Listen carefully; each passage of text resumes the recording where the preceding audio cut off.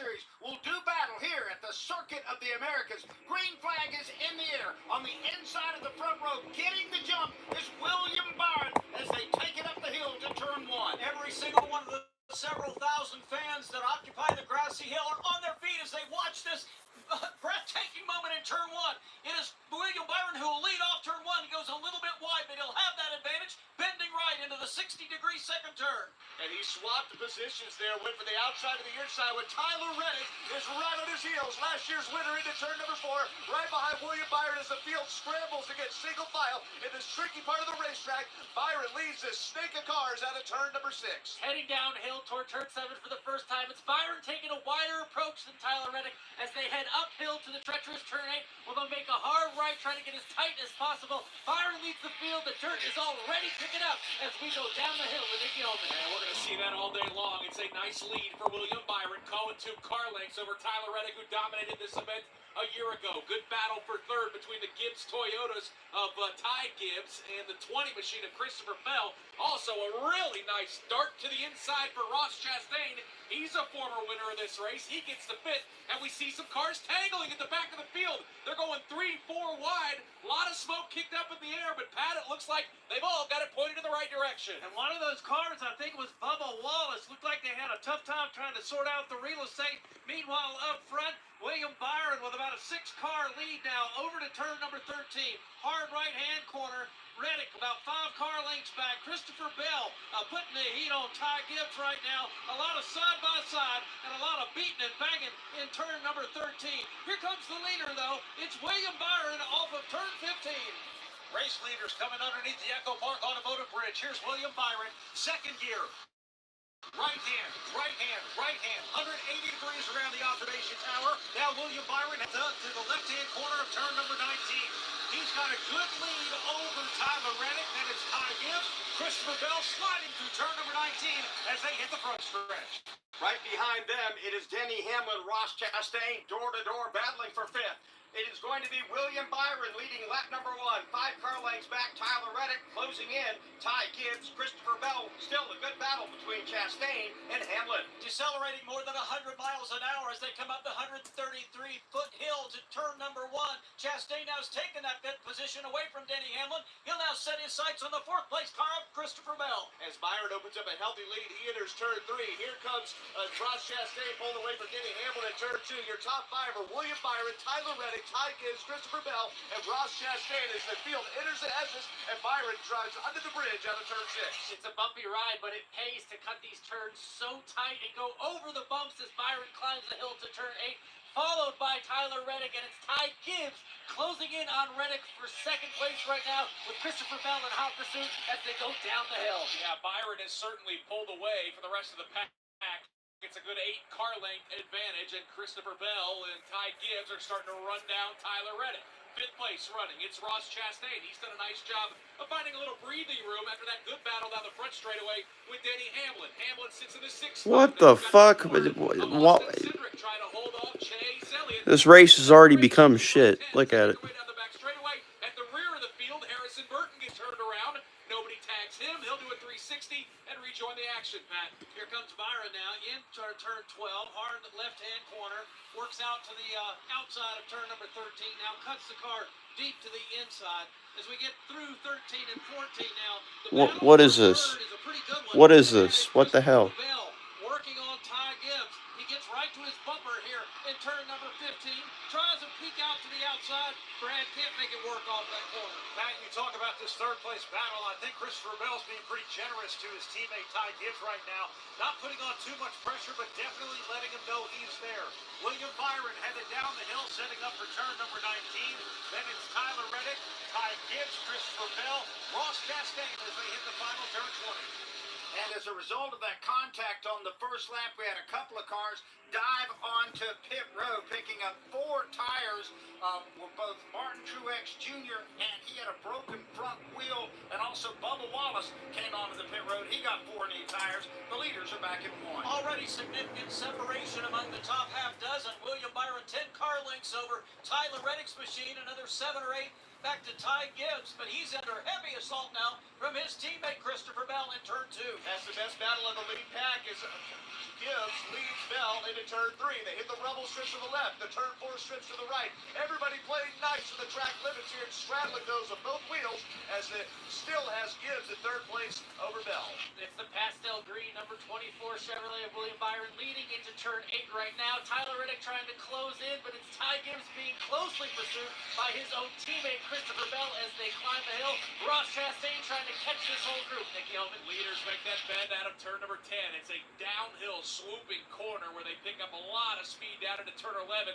And you got to climb back down through the gearbox to slow those cars down. Best battle, as you pointed out, is probably for third, as Christopher Bell is not letting his very young teammate Ty Gibbs chase away from him. They're separated by about 4 or 5 car lengths. Again, nice separation from the front 8. Everybody else nose to tail out of turn 11. Talk about 4 cars that are really battling each other. Watching the battle between yesterday's winner, that would be Kyle Larson. He was in it pretty thick with Kyle Busch along with Chase Elliott. Those cars race their way into turn 12 right now. Out in front of that group is the number 9 car of Chase Elliott. He's being hotly pursued out of turn number 13 now by A.J. Allmendinger in the mix with Kyle Busch. Also, there's Kyle Larson. All those cars stacked up big in turn 15, Brad. That battle Pat's talking about is for 8th place. That's where Chase Elliott sits right now, and they're coming into turn 16, 17, and 18. You can see A.J. Allmendinger really driving up to the back bumper of Chase Elliott, headed down through turn number 18, down the hill toward turn 19. The cars really sliding through this section of the racecourse. They're all headed uphill to the front straightaway now. All right, thanks a lot, Brad Gilly. Mark Garrow, Bubba Wallace came onto the pit road a moment ago. He may have a right front tire towed out on that car. His average finish here in 3 races has been 38. Right now, Bubba Wallace is riding in the 39th position. Unbelievable 3 DNFs for Bubba. At least he is running, Doug. And guys, I'm watching that battle. We were talking about Chase Elliott. Just up ahead of him, Austin Cindric. Elliott's pulling up to him. Allmendinger, Kyle Busch, Kyle Larson, Daniel Suarez, Shane Van Gisbergen in that tight group as they travel around this racetrack. We want to remind you we have just started the Echo Park Automotive Grand Prix. 15 laps make up stage number 1. We have completed only 3. We still have 12 to go. And right now, let's pause 10 seconds for station identification.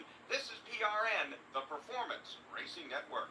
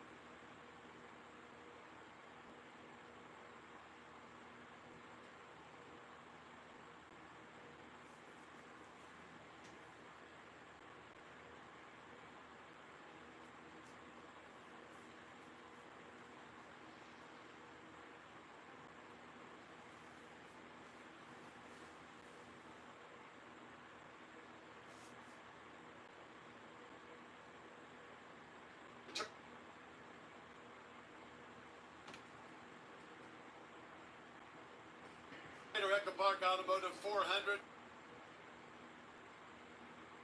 2:30 p.m. on Central, and then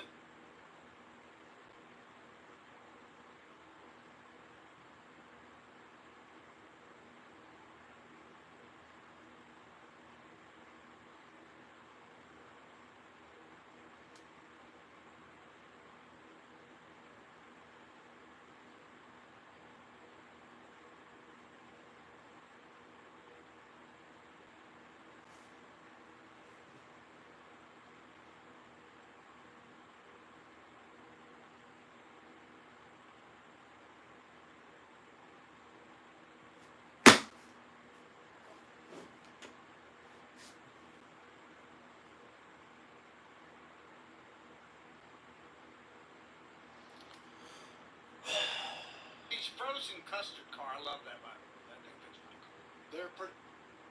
Oh my fucking god. Can you not work for like a good fucking hour? As well as some others. Dude, this fucking radio sucks, dude. Holy fuck. I'm about to just switch over to fucking actual PRN and just... I'm doing that. I'm tired of fucking waiting. NASCAR's website can be fucking dog shit today. I don't care. It's ridiculous.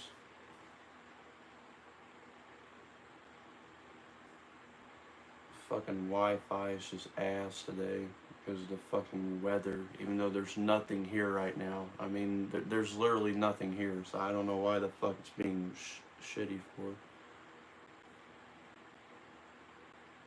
A full 10 days of activities for our fans and guests. Got a lot going on. Make your way over to Texas Motor Speedway. Mark can't let you get out here without telling people where they can get tickets. TexasMotorspeedway.com, TexasMotorspeedway.com, and we have a very important celebrity on April 14th who will be... Oh my fucking god, are you fucking serious? Why do you have to cut out? Why? Just fucking play the audio. Holy fucking shit. Jesus fucking Christ. Dude, this is fucking stupid. Announcing the top 10 drivers at Texas Motor Speedway, and we want everybody to know that Doug Rice on his farewell tour will be doing that, and we're honored to have you do that, Doug. I'm thrilled to be Oh my Jesus, dude. a small part of the pre-race celebration down there. Mark, always great to see you. Look forward to a great time at TMS. Thanks Play so much for the having me. fucking Appreciate it. stream. All right, Mark Faber, the Executive VP and General Manager of Texas Motor Speedway. And Mark Garrett, while we were chatting, it's just William Byron taking care of business here. He certainly is, but we have a new number 2.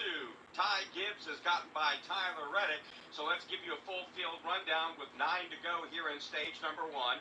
Reddick is now 3rd, Christopher Bell 4th, 5th is Ross Chastain. A.J. Allmendinger has muscled his way past Austin Cindric for 6th. Cindric is 7th.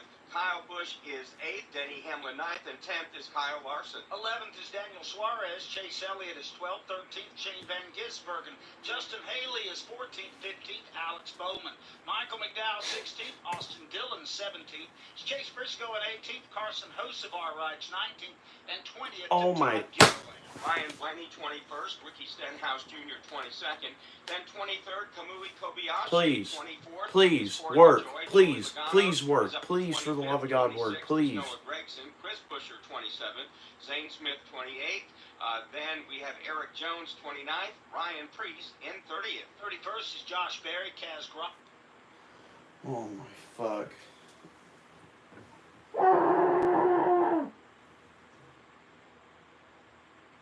32nd, 33rd, Brad Keselowski has had no speed here this week. 34th will be Daniel Hemrick. Harrison Burton, 35th. He spun earlier. Car was not damaged. John Hunter Nemechek, 36th. He had to serve a penalty a moment ago. Then it's Martin Truex Jr., who's pitted for 4 tires in 37th. 38th is Timmy Hill. And Bubba Wallace is back there in 39th. That leaderboard update brought to you by Hunt Brothers Pizza, where we love racing and we love pizza. Find your next pizza at huntbrotherspizza.com or download the Hunt Brothers Pizza app. So, Mark, looking at the quick snapshot of the top 4 as The leader dashes by us. Let's pick up this battle here for second right now. Ty Gibbs has it. Then it's Christopher Bell. Not that far back in third. Both Ty Gibbs and Christopher Bell have dispatched with the Tyler Reddick machine, the guy who dominated here a year ago, struggling a bit. Ross Chastain rides in the 5th position. But Doug Turnbull, he is now getting some pressure from Ross Chastain, who's really close ground in the last couple of laps. Seems like the Toyota's ahead of Chastain Chevy. Have kind of pinched up together as Ty Gibbs is in second. Third is Christopher Bell. And fourth is Tyler Reddick, who's lost some steam with that monster beast machine. And Ross Chastain lurks behind in fifth as they exit turn 6.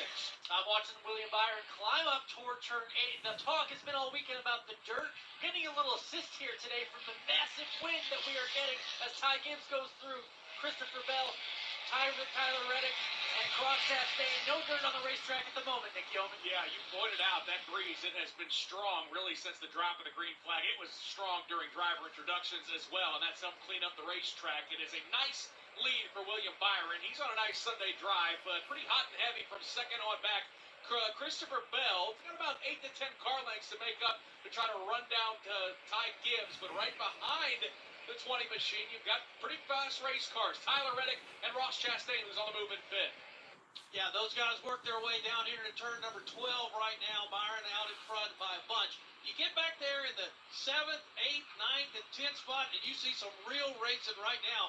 Coming into turn 12, Denny Hamlin working Austin Cindric really hard. In the middle of that is Kyle Larson. You've got Chase Elliott in this as well. Kyle Busch leads that group right now, and that is the best racing on the racetrack.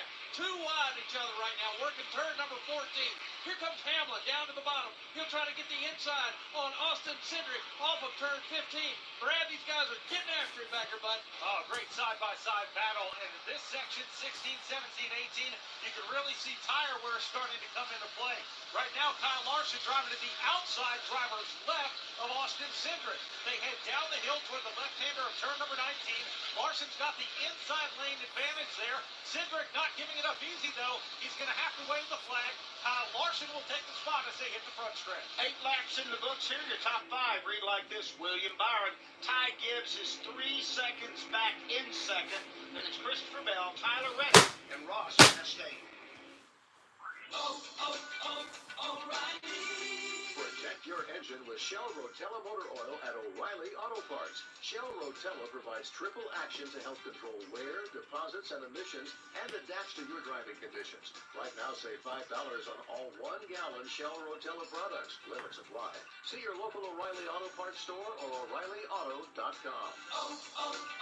O'Reilly Auto Parts. At Hunt Brothers Pizza, you can choose from 10 toppings at no extra charge. In a hurry, call ahead to place an order or grab a hunk of pizza on the go. Find the nearest location at huntbrotherspizza.com and follow me, Joey Logano, all season long. By downloading the free PRN mobile app, you can listen to all of our live race broadcasts anywhere. You'll also have easy access to all of our award-winning studio shows. Get all the latest racing information at your fingertips with the PRN mobile app. Is your insurance playbook too confusing? Well, make it easy. Switch to Geico. Get all your insurance coverage from one place. Go to geico.com today to get started. With 7 laps to go in stage number 1 of the Echo Park Automotive Grand Prix, William Byron, your leader, by 3 seconds over Ty Gibbs. The rest of our current top 5, Christopher Bell, Tyler Reddick, and Ross Chastain. You're listening to PRN, the Performance Racing Network. Reddick goes right to the bottom of the racetrack. Chastain tries to hold on the outside. Truex on the inside, Byron in the middle. Chastain up high. Hamlin now beginning to come to the front. He's got the edge now. He'll take the lead away. Brian Blaney sliding down into the grass. There was a lot of bumping and grinding. And Blaney noses into the infield retaining wall. Ross Chastain doing a great job. Truex right there, big in his mirror as they race down the backstretch here. Harrison Burton is spinning down the back straightaway. Everybody going to the top side. Here comes Kyle Larson. Larson dives to the bottom of the racetrack. Holy fuck. Chris Buescher has trouble. Just fucking work. What the fuck? And Larson is certainly one of those cars. Trouble coming out of turn 4. Hamlin is sideways. The car spins down on the apron of the racetrack. Byron takes that brightly painted number 24 to the front. He gets a big shot from Daniel Suarez. This is PRN.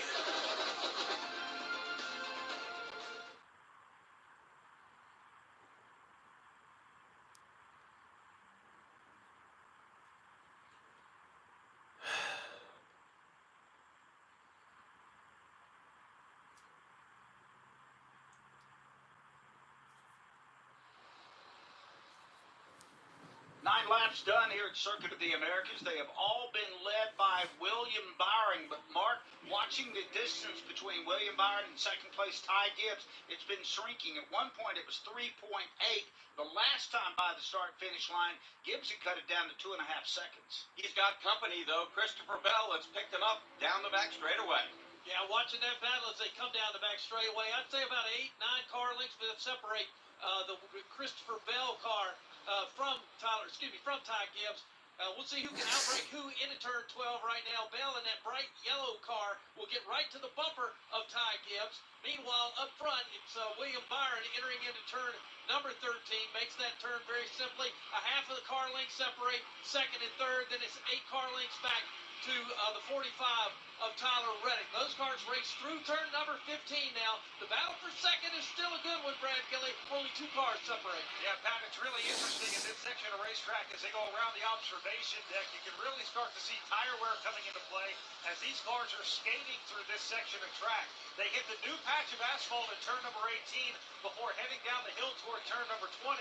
That's when that new patch of asphalt ends at turn number 19, and they start to slide around a lot more as the leaders hit the front stretch. The fastest car the last lap by was the third place running Christopher Bell. He was just a tick faster than those other cars around him. And for right now, Ty Gibbs hasn't been able to shake him, Rob Albright. No, he hasn't. Still about 3 cars the gap between Ty Gibbs running second as he's down through the sequential gear shift. Gets all the way to second gear, maybe about 55 miles an hour as he makes that his way through turn number 1. Now bends back right into turn number 2.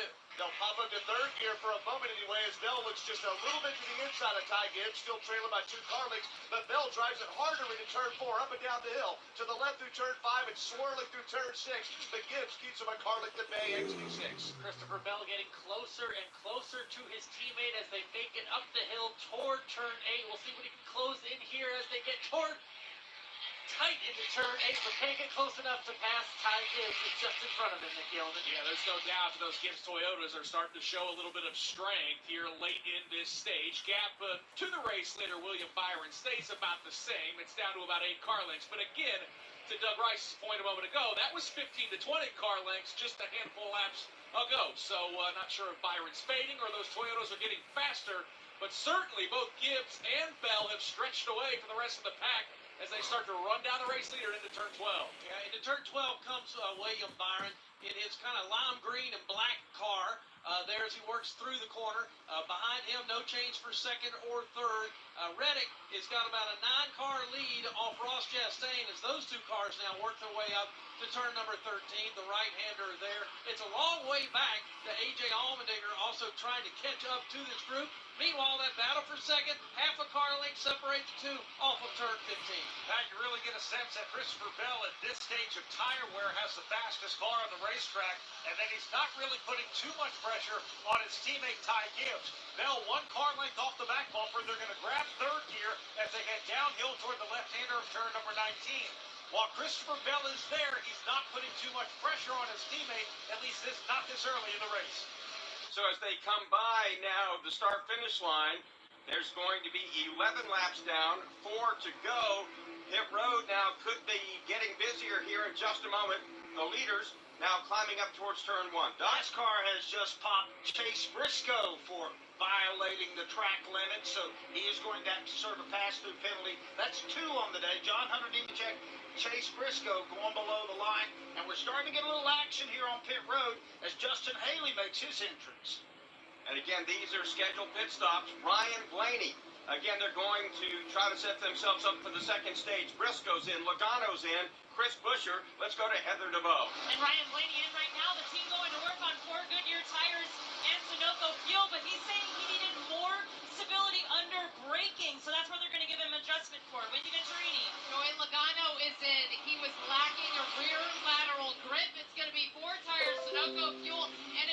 pressure adjustment also on pit road was Chris Buescher for 4 tires and fuel. Brett McMillan.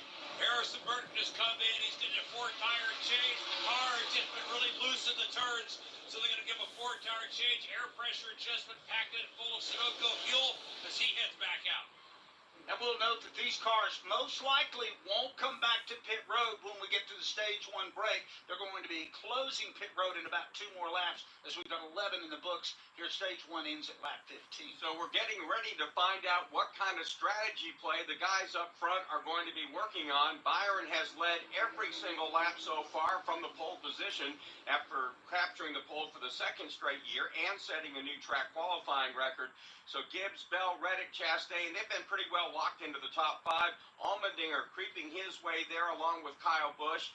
And we'll have to see what their strategy is going to be. Ty Gibbs has cut it down to about 1.7 seconds, the differential from William Byron, the race leader, back to him. And then Christopher Bell's hovering at around the 2-second mark. So they have closed it up a bit. At the start of this race, Byron just took off and left everybody in the dust. But this distance seems to have stabilized the last couple of laps. It sure has. And again, we're waiting to see what the leaders are going to do. Here is Byron flashing by our spot here on the front stretch. Top 3 again, getting a little bit tighter. Let's go back to 1. Kind of felt like Christopher Bell may be staying in line behind Ty Gibbs, trying to assure that they moved closer to the race leader. That has not been the case. Down pit road, Wendy.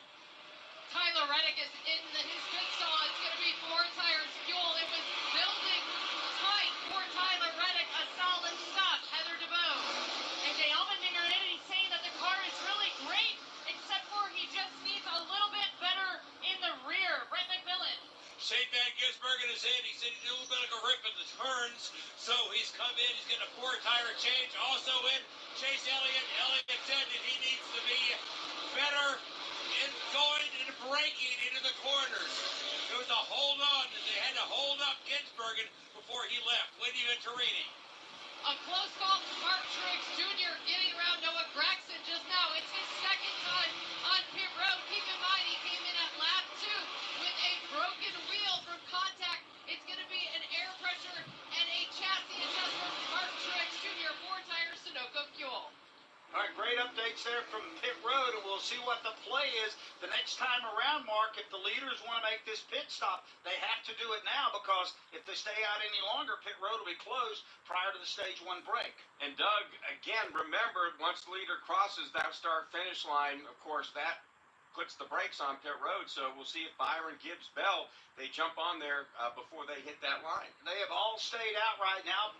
Byron, Gibbs, Bell, Chastain have yet to make a pit stop in this event. Most of the other players have already come onto pit road, and we'll see how this unfolds here the next lap around. We're hearing that the leaders will pit. And again, the idea is to keep the track position. The stage win, the stage points, not as important as the checkered flag at the end of the race, which is what they're hunting for. And a lot of times, Doug, if you go for stage wins on a road course, that kind of takes you out of it, especially if you go for stage points in stage number 2. They've got to decide what's more valuable, and the leaders are on pit road right now. William Byron, Tyler Reddick, Gibbs coming down the pit lane here. Let's go to Brett McMillan. All right, I tell you what, William Byron said he's been really happy with his car. He's been very good in the stadium. So as far as that goes, no adjustments for him. Ty Gibbs.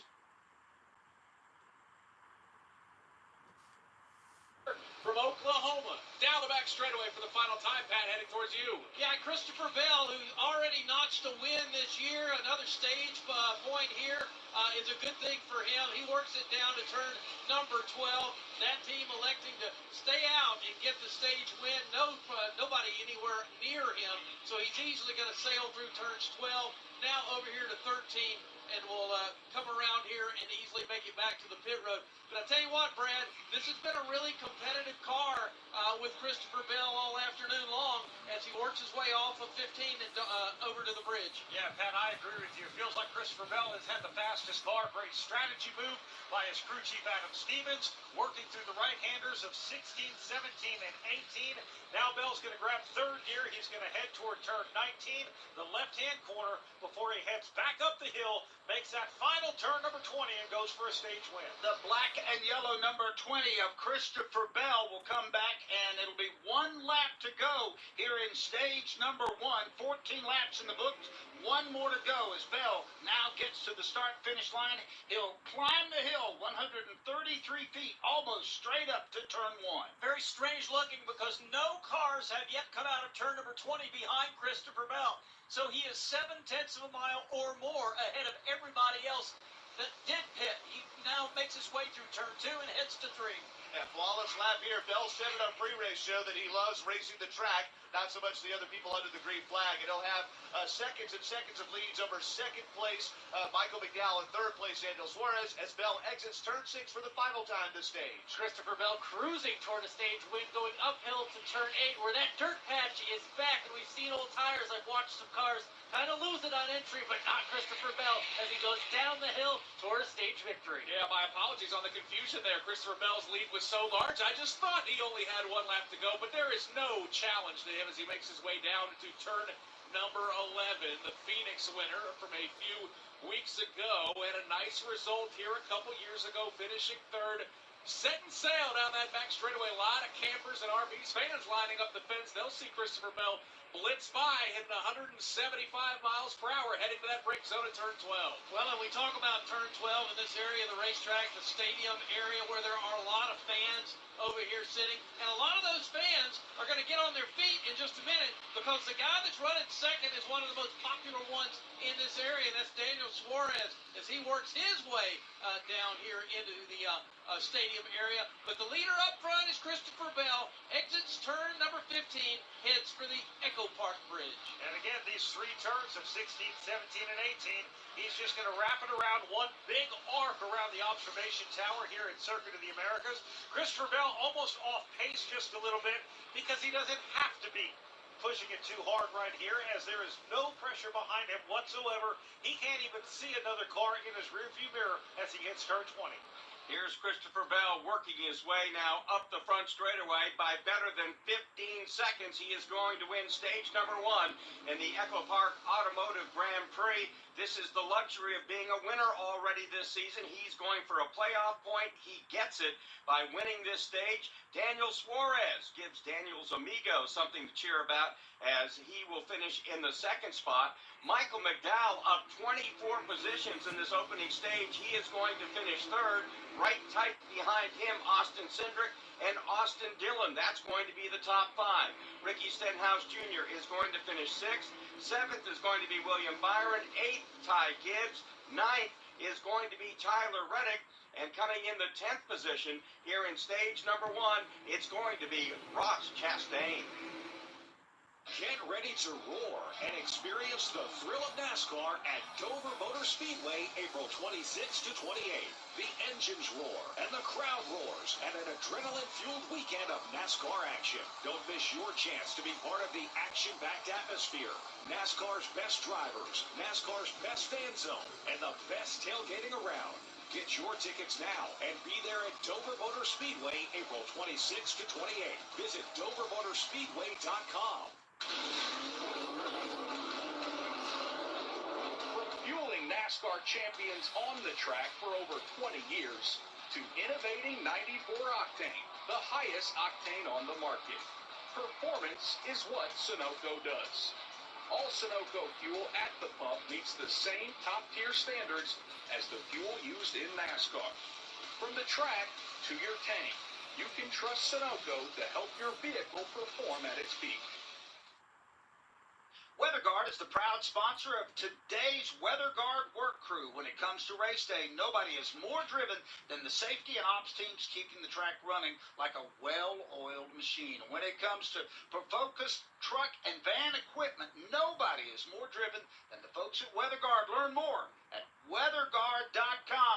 First caution of the day, it's for the conclusion of stage 1 here at the Circuit of the Americas in Austin, Texas. This is PRN, the Performance Racing Network.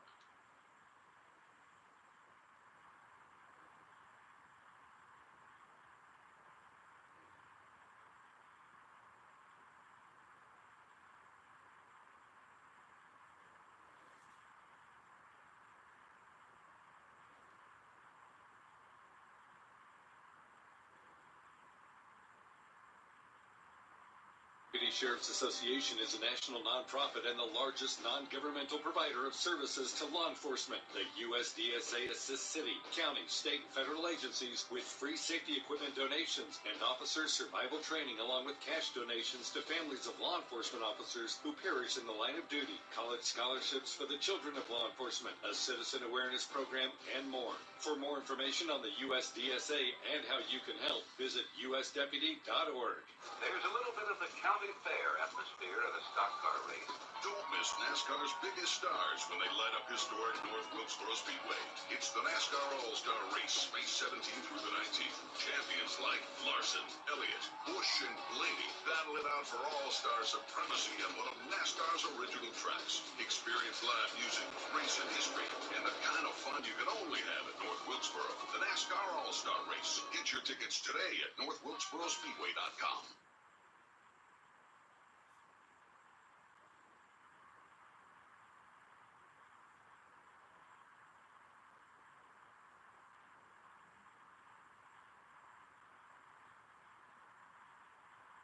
So Christopher Bell decided not to pit when the other drivers' top 5 did. He gets the stage win, his second of the season. So far, we've had 8 different stage winners in 2024, 2 apiece for Kyle Larson, Ty Gibbs, Christopher Bell. They're on top of that category. Mark, I don't know what we found out in that first stage. It was without problems. Most everybody played nice together. I think the cars that we thought were going to be quick are pretty quick. Ty Gibbs looks really sporty. Christopher Bell obviously won the stage. And also, I think William Byron. Those 3 cars kind of jumped off the page. But I was looking back at some track times. His track position wasn't good, but A.J. Allmendinger was also laying down some pretty fast laps. Again, sometimes we just think alike. I was thinking about Allmendinger. Also, Kyle Busch was sneaky fast as he came up through there into the top 10 in that opening stage. But clearly, Byron, Gibbs, Reddick, those guys are clearly the top 3 along with Christopher Bell. Alan Cavana got to call his first laps as a turn announcer yesterday and quickly dubbed turn 8 the Dirty 8. So what's going on there today after they filled in the hole that the drivers created yesterday, Alan? Well, early on, we had a reprieve with this big wind we're having. It kept the track clean for the most part, but as the laps got into it, as we ended the stage, that dirt patch was absolutely back. Again, this whole field is cutting in as deep as they can on turn 8, and that's kicking some dirt onto the racing surface. It's really a twofold problem, because as the laps get longer and the stage gets older, more dirt goes onto the track, but also with tire wear. I'm seeing more cars lock up the right front and miss the turn just a little bit. If you miss the turn, then you're in that dirt spot. You kind of dirt track it with the rear end out a little bit, and you screw up the exit of the turn. So it's really treacherous toward the end of the stage, the end of the race. Being and hitting it perfectly in turn 8 will be a priority to win this race. All right, thanks a lot, Alan Cavana. A little inside view there from turn 8. Auto Fair at Charlotte Motor Speedway is coming up pretty soon. It's April 4 through 7. Charlotte Motor Speedway becomes the largest auto extravaganza in the country. Been to a ton of these. They've got everything from hot rods to classic cars to muscle cars. And if you need a part for your 63 Plymouth, they've got it. It will also feature 20 of the world's most sought-after cars from the renowned collectors like Rob Kaufman and Rick Hendrick. If you've ever been to his private little museum,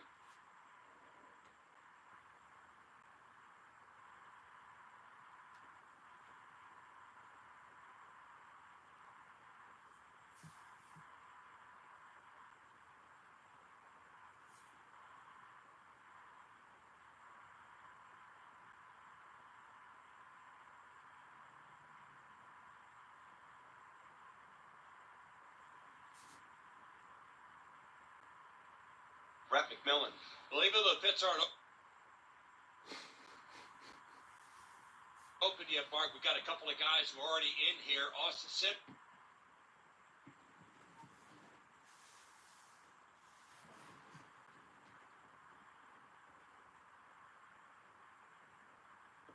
is in. He got some nose damage earlier in the race. The temperatures have been 5, and they went ahead and said, we're going to take this opportunity to go ahead and fix it.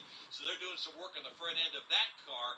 Also in Bubba Wallace, remember we talked about the damage he suffered earlier. They're trying to fix the toe end on the right side and the front end of that car to get that car handling better. He said at one point when the accident happened, he said that the steer wheel alignment, which is supposed to be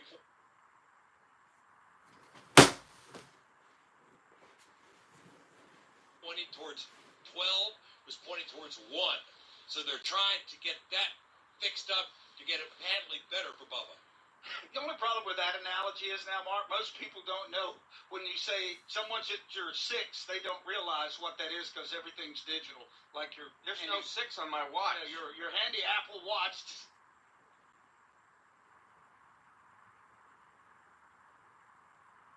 Not have a clock face on it. As we're here at Circuit.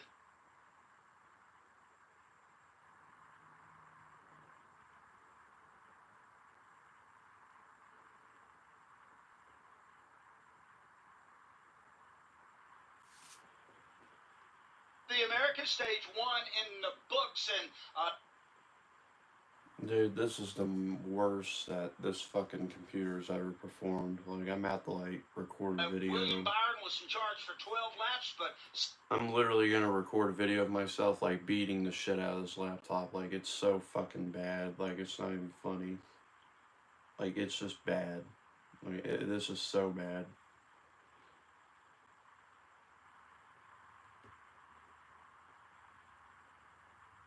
I don't know why things have to be so fucking difficult. Why? Like, seriously, why? I don't understand. Fell off more than he thought as the competition went. He said they didn't have as much fall off as him, but he's tight in the front in the first half of the corner and loose on the exit. So the slight adjustment for him there. So Christopher Bell did not pit the Stage 1 winner. So, Doug, he may be already working on counting this race backwards, and maybe on the strategy, they'll just pit when they need fuel. I mean, that's the play, and you're not going to win this race by doing what everybody else does. You have to break away from the pack at some point. Speaking of breaking away, we'll do that right now and come back for the restart of Stage 2.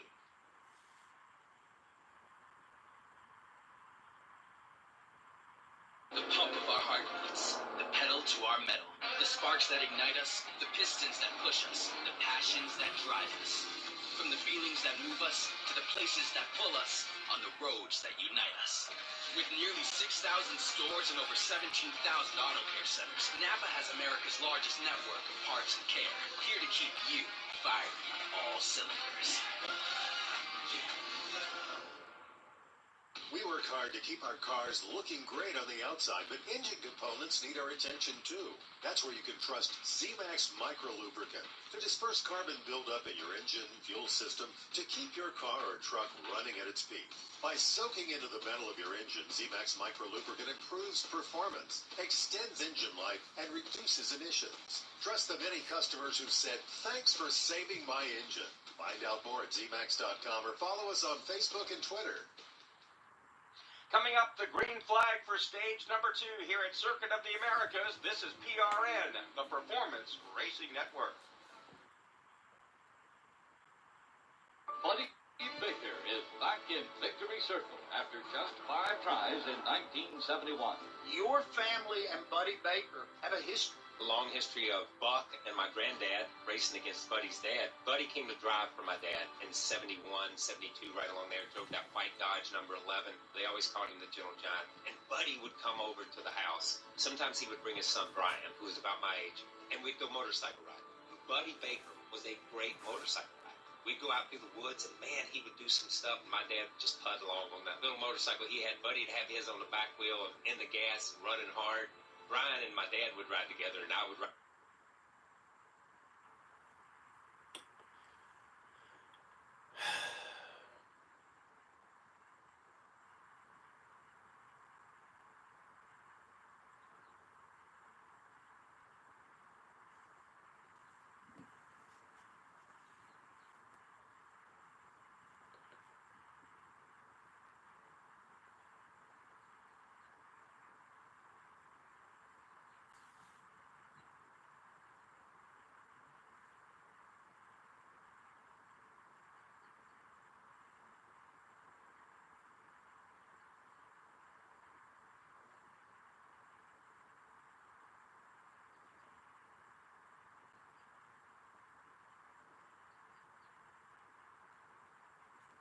I have never seen a fucking laptop struggle so much until now. I have been playing the fucking radio for the past 2 minutes on this fucking website, and there hasn't been a single fucking word coming out of it. I have refreshed the pages, I have reset the Wi-Fi, I have done just about every little fucking thing that you can imagine. This fucking Wi-Fi sucks. This fucking laptop sucks. Everything about it fucking sucks. Just fucking ass, dude. Fucking ass. It won't even let me refresh it. There's not an option. It won't even let me, like, dude, there... Like, why? Why? Why?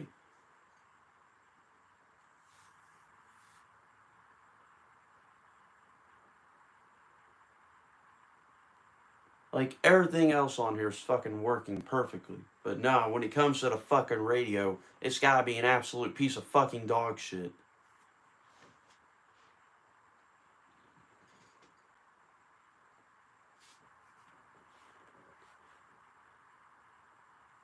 I'm about to give up on the radio, dude. Like, there's no point anymore. Like, the fucking radio's just ass. PRN's just fucking ass, dude. Why can't they just fucking have MRN as the official fucking radio? Why does it have to be at certain tracks? Oh, well, it has to be PRN because we have a deal with them. Who the fuck cares? It's fucking dog shit. PRN is the worst fucking radio ever. Ever. Ever. MRN's number one. And that's fucking hands down. Like, that's the truth. Everything else fucking sucks.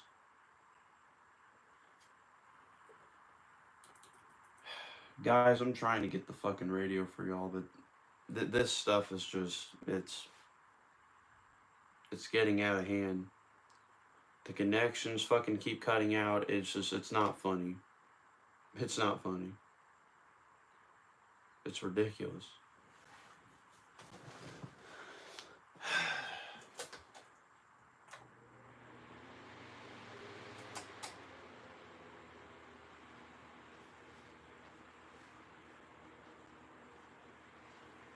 I fucking hate PRN, dude.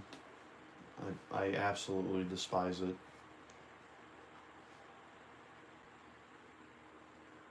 That's like the only fucking option I have, because once MRN's not around, that's my only other fucking option.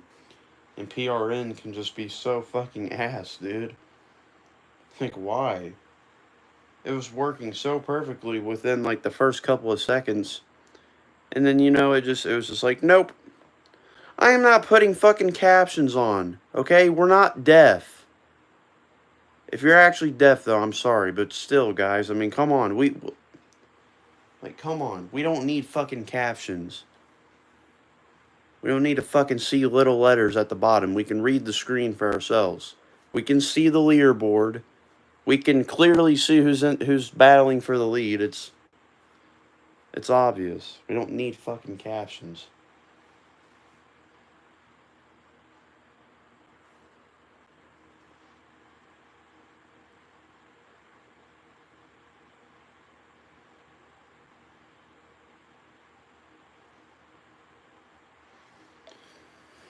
Oh my fucking gosh!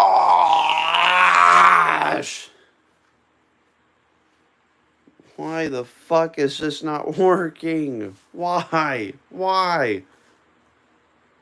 Yeah, shitty option, jeez. Fuck. Fuck. Then why is this shit gotta be so ass? Why? There's no fucking reason for it to be this bad. There's just not. There's no reason. It just wants to be fucking ass. Look, guys. Look how bad this is. The page is still loading. There's no option for me to refresh, and I've clicked on the fucking thing 20 million times. Nothing. Absolutely nothing. This, dude, NASCAR website's ass. The actual PRN radio website's ass. It's all fucking ass. Why can't they just fucking bring back MRN? Why? Why do I have to wait? Why? Why? Why? Why? I mean, seriously, why? There's no fucking reason. There's no fucking reason. We're just going to go back to the actual PRN radio website because, yeah. Because there's, like, nothing. There's absolutely fucking...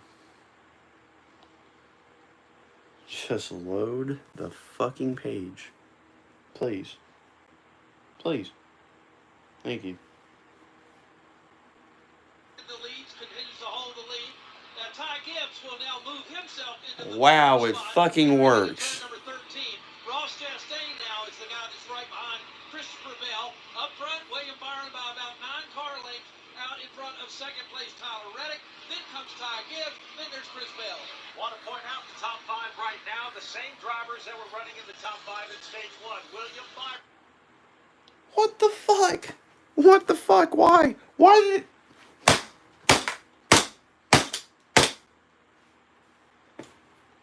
This laptop's going to be broken by the end of the day. It's going to. It's going to. This thing's a piece of shit. This thing's an absolute piece of fucking dog shit.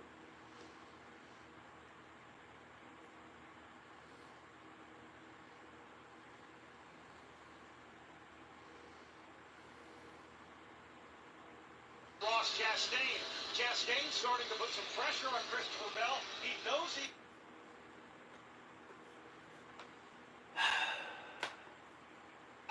Chastain's going to have to make a move pretty quick, though. Yesterday's winner, Kyle Larson, coming on strong. Here goes Chastain diving to the inside of Bell. Yeah, you know what? You know what, guys? You know what? You know what? You know what? We're done. We're done. We're done. We're done with the radio. We're done. We're done. Look, I smashed it so hard, the fucking codes are showing. The fucking codes are showing. What the fuck? My mouse is gone. I don't even want to fucking work now. I'm just, yeah, this thing's getting thrown away. I'm done. This thing does not want to work anymore. I don't even know what else I'm going to use now, guys. Like, I have absolutely nothing else. I don't have a fucking iPad. I don't have anything else. I like nothing, guys. Nothing. How the fuck's the mouse still working? The mouse is still working. How the fuck?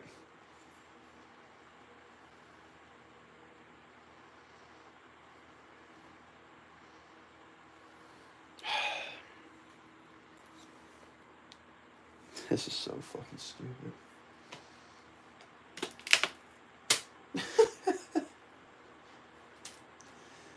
Oh man, this is ridiculous. Look at that. I broke the fucking bar deal that was supposed to be on there. It's gone. Now my laptop's fucking black. What the hell? Now look, it's black. Why? Now it's dead. Now it don't even want to work.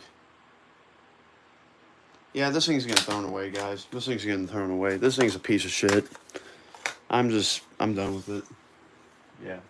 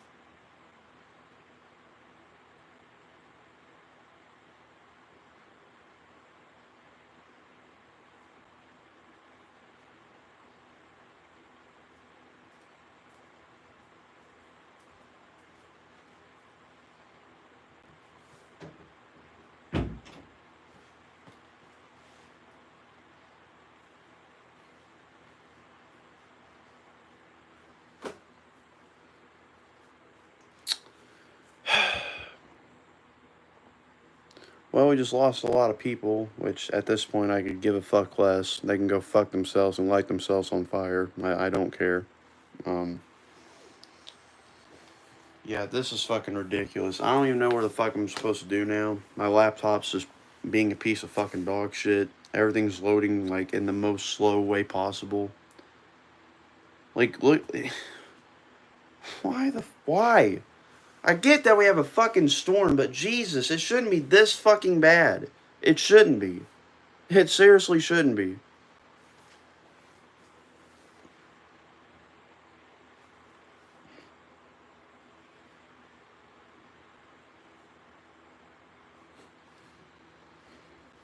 I mean, god damn, this is fucking stupid, man.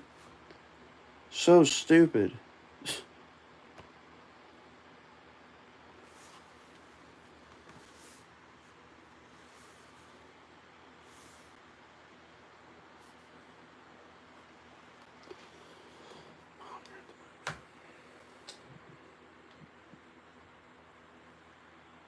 Let's see if you can hear it from here, guys. I don't even know if it'll fucking load right.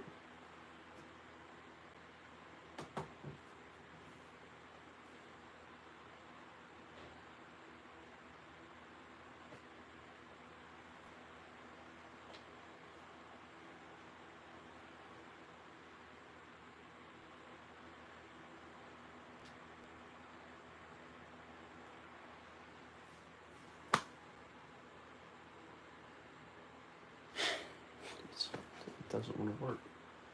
It doesn't want to work. Why? Why the This way up in the fifth. Yeah, these guys are just in another zip code right now as Byron gets himself into turn to number 3. What a great, smart race he's run here today. No mistakes. Hits his marks again over here in turn number 13.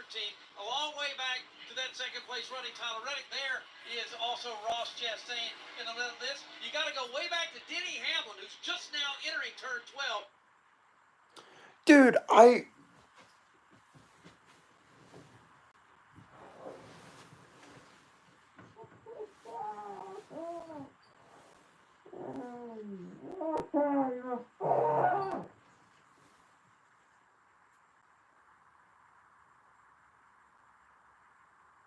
Has a huge gap right now on time. In turn number 13.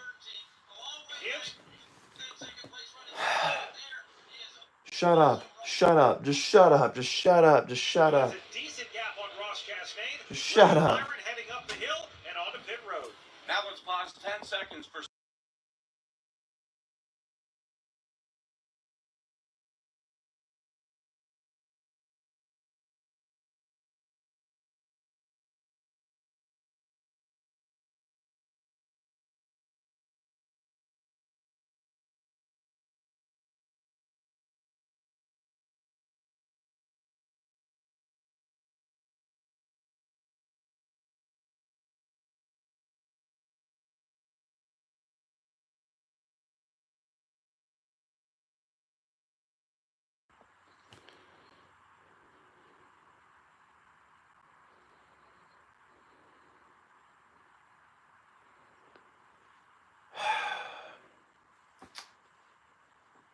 This is fucking ass. Why? Look at this. It's playing, but it's not playing. How? How does that make sense in any sort of shape or form? How? No. And now it works. It's going to work for 5 seconds, and it's going to cut out again. Just watch. Wait for it. Just wait. All three of those cars accelerating down the back straightaway as we close in on the end of stage 2. Yeah, it's something to see Denny Hamlin in Texas with that logo on that car. That was Joe Gibbs' first ever sponsor, Interstate Batteries. And right now, Denny's got a mirror full of Ryan Blaney, who's trying to close that gap. There you go. What did I say? What did I say? It cut out again. Why? Why can't you just fucking hold yourself together? Why? You're like a fucking kid with Tourette's. Goddamn, just shut up. Just shut up. Just quit fucking doing the bullshit. I don't care about the weather. Why are we showing the fucking weather? Fuck you, dude. Why? I don't care. Show this. I could care less about this. What the fuck? No one cares about the fucking storm. Nobody cares. Nobody fucking cares.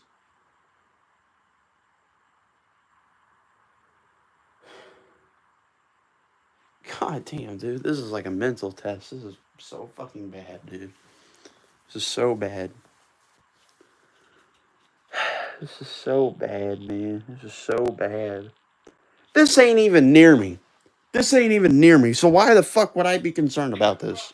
Of course, Martin Truex Jr. a lap one tangle with the Bubba Wallace machine, but he's battled his way back to ride third. Looks like he's going to score some stage points. Blaney continues to narrow the gap between himself and race leader Hamlin. And Hamlin out front has never had a top 10 in a Cota race here. Brian Blaney behind him has one, and he's also won a pole. Truex is sitting there at third. And how about Todd Gilliland with some pit strategy and that Rudebush blue and white Ford in the fourth spot as Gilliland enters turn 6. Danny Hamlin's crew chief, Chris Gabehart, told me that. Oh my fucking god! Oh my fucking god! Oh my fucking god! Work! Fucking work! I'm gonna have a fucking heart attack! Work! Holy shit! I've never been in so much fucking stress ever when it comes to doing a stream. But holy shit, no. This is nowhere near, like, this is worse.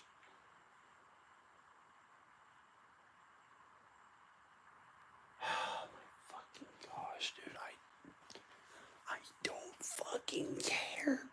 don't fucking care about the weather, dude. I don't care. I don't fucking care.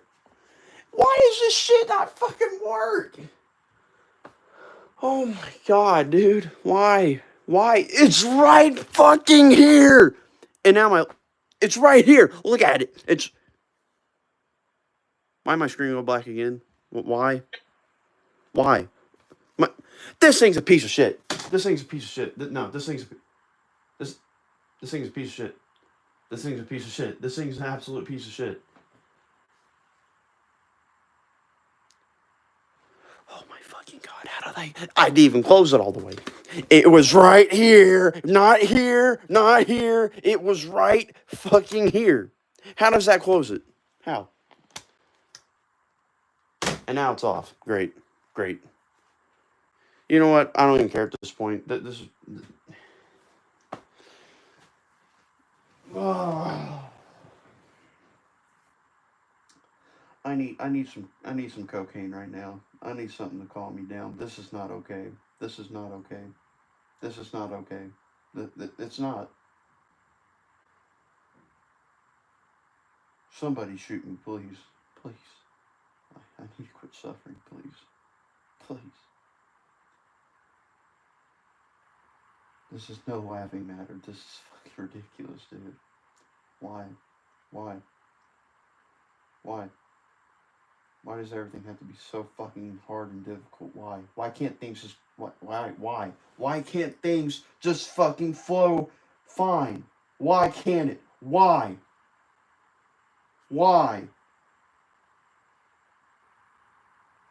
I don't fucking understand why. I do this shit every fucking weekend, and this is the one time that dude, this is not, like, this is the first time that it's been this fucking bad. Ever. My laptop don't even want to work. My fucking radio don't even want to work. Nothing wants to work. Why? All because of a little tiny fucking storm. All because of a little tiny bit of fucking wind gusts. Why does that have to make such a huge fucking difference on my goddamn connection?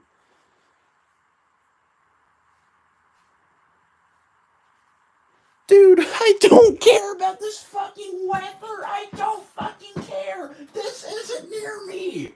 Why are we showing this? Show this. Show the fucking race. I'm gonna have a heart attack, guys. I may faint. Actually. I'm so stressed. This isn't funny.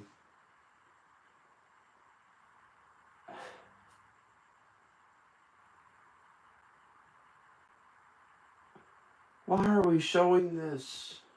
Why? There's no fucking point. Why? Nobody's... Why, dude? Why? Why the fuck? Why?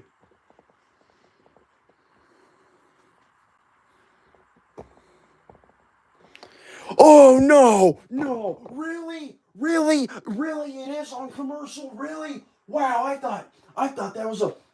I thought this was a show.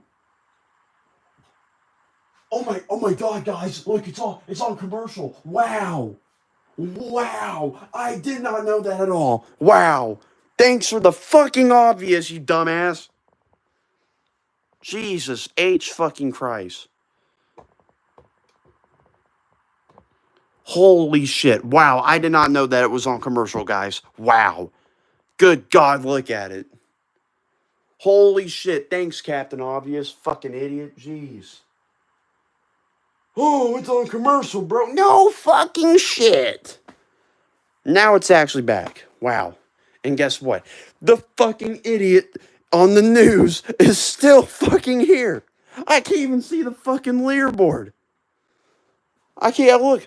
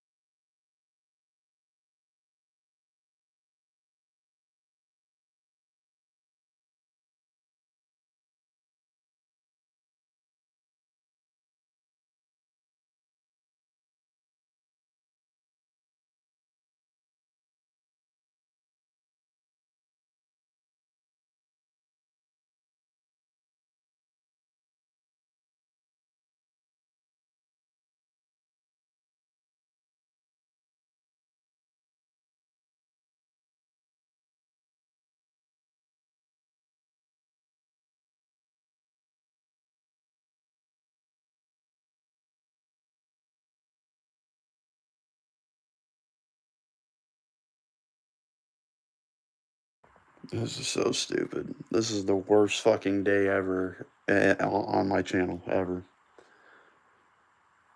When it comes to performance, this is the worst day ever. We haven't even gotten to witness the full entire stage 2 without being interrupted. Like, we're just now on stage 3, guys. We're on the final stage. This race has been so ass, it's not even funny. The race, the quality of everything that's been here, it's been ass.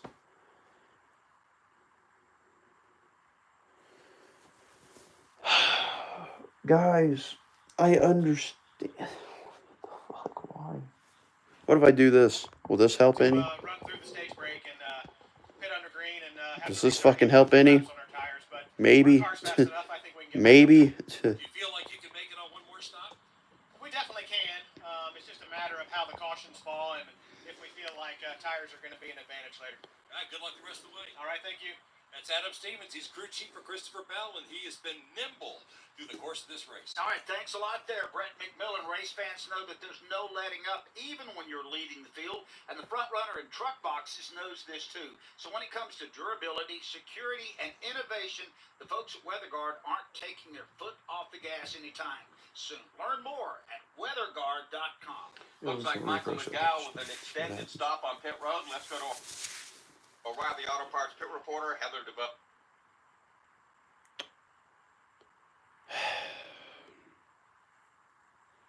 Why the fuck? Why?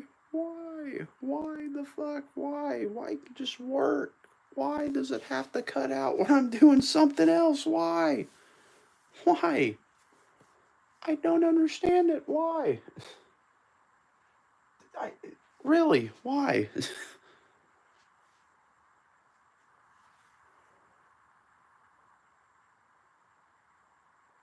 Oh my God, dude. I have never in my entire life I've struggled so much mentally. Ever. This is so bad. This is so bad.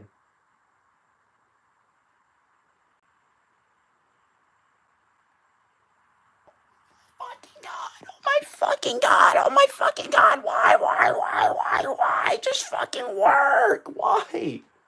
Why? This is so stupid.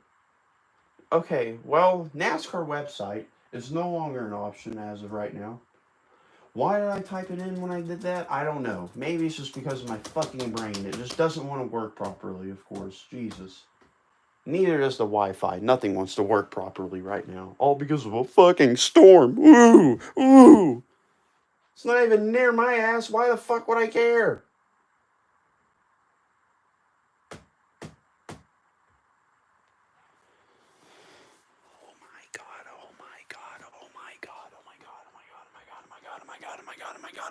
I don't care about this. I don't see this. I don't care about this. This I care about. This I don't.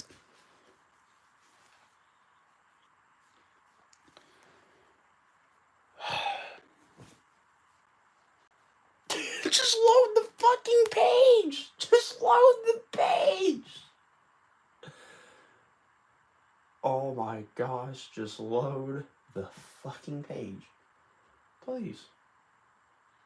Which, again, is going to be 38 laps long, or thereabouts, maybe 36 under green. They're going to be able to make it. They're going to have to time that pit stop just right. And it looks like now pit road is open. Michael McDowell came in while pit road was closed because he had problems anyway. Let's go down and get our updates here with Heather DeVoe. And Denny Hamlin being told by his team to keep an eye on the 34 because it was already on pit road. But he said his biggest issue is he is loose in turns 2 and 16. So he needs to be tightened up a little bit better to go faster in that area. Right, McMillan? Mark Truex Jr. is in for 4 tires of fuel. He said he slowed down in traffic so bad. Very loose in several turns, especially the carousel that felt like ice. Brent McMillan. I didn't press pause! I did not press pause! What the fuck? Qualifying effort, but the car has not cooperated. Once the race started, it's going to be a 4-tire change for him. They're going to put a wrench out of the left side and make what the fuck? Why? Why? Why? I can't even watch the race now. What the fuck? 4-second stop for Corey LaJoy. Of the cars that pitted, leading them off the pit lane, Kyle Larson, then it was Ryan Blaney, Denny Hamlin will readjust their tires. Running over here in just a moment when we come back to Circle of the Americans.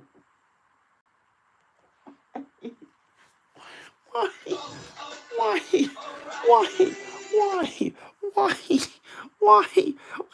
I don't care about the race. I don't care about this. I don't care about this. Why?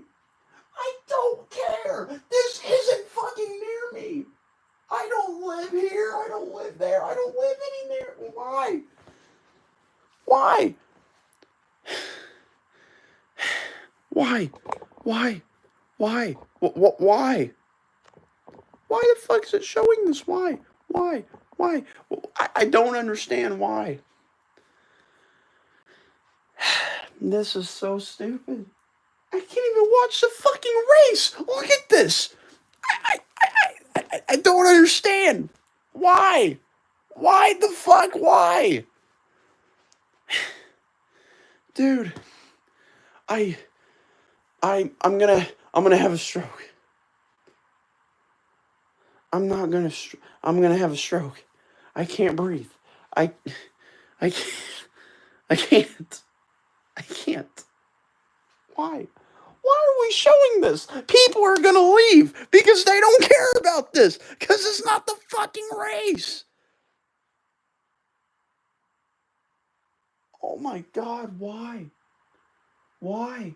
Why the fuck? Why? I don't care about the fucking weather. That's not what we're here for. We're not here for this. We're here to watch a fucking race. We're not here to watch a fucking telegraph of a fucking storm watch. Why can't they just show the race? Why? Why do we have to watch this? Why? There's other fucking channels that have this shit. Why does that have to be on Fox? Oh my God, we got it. Wow, look at that. All of a sudden it fucking pops up back on that little tiny ass screen over there. Let's go ahead and zoom in. This is like our only fucking option we have right now, guys. A little tiny screen. A little tiny screen. Trespassing is dangerous and illegal. Risk your life. Keep clear and stay safe. For more information, visit metrolandtrains.com/stay safe. Fox, I never thought I'd say this, but I absolutely fucking hate you. Why can't we just have NBC? Why can't we just have a channel that's reliable? Instead of some shitty ass fucking managing to where, hey, we're gonna show you the storm broadcast while the race is on. Like, dude, that's not how that. So with all those cars, It's Penny, not gonna forget work. what I said before about all this stuff. It is now the cream is rising to the top. William Byron, Ty Gibbs, Ross Chastain, Tyler Reddick, Alex Bowman, our top 5 on the break. Austin Dillon, Kyle Busch, Chris Buescher, Justin Haley, and Christopher Bell, who won stage number 1, will start here in the 10th position. I think the running order now reflects reality of the fast cars. Byron, Gibbs, Chastain, Reddick, they've all been toward the front throughout this entire race.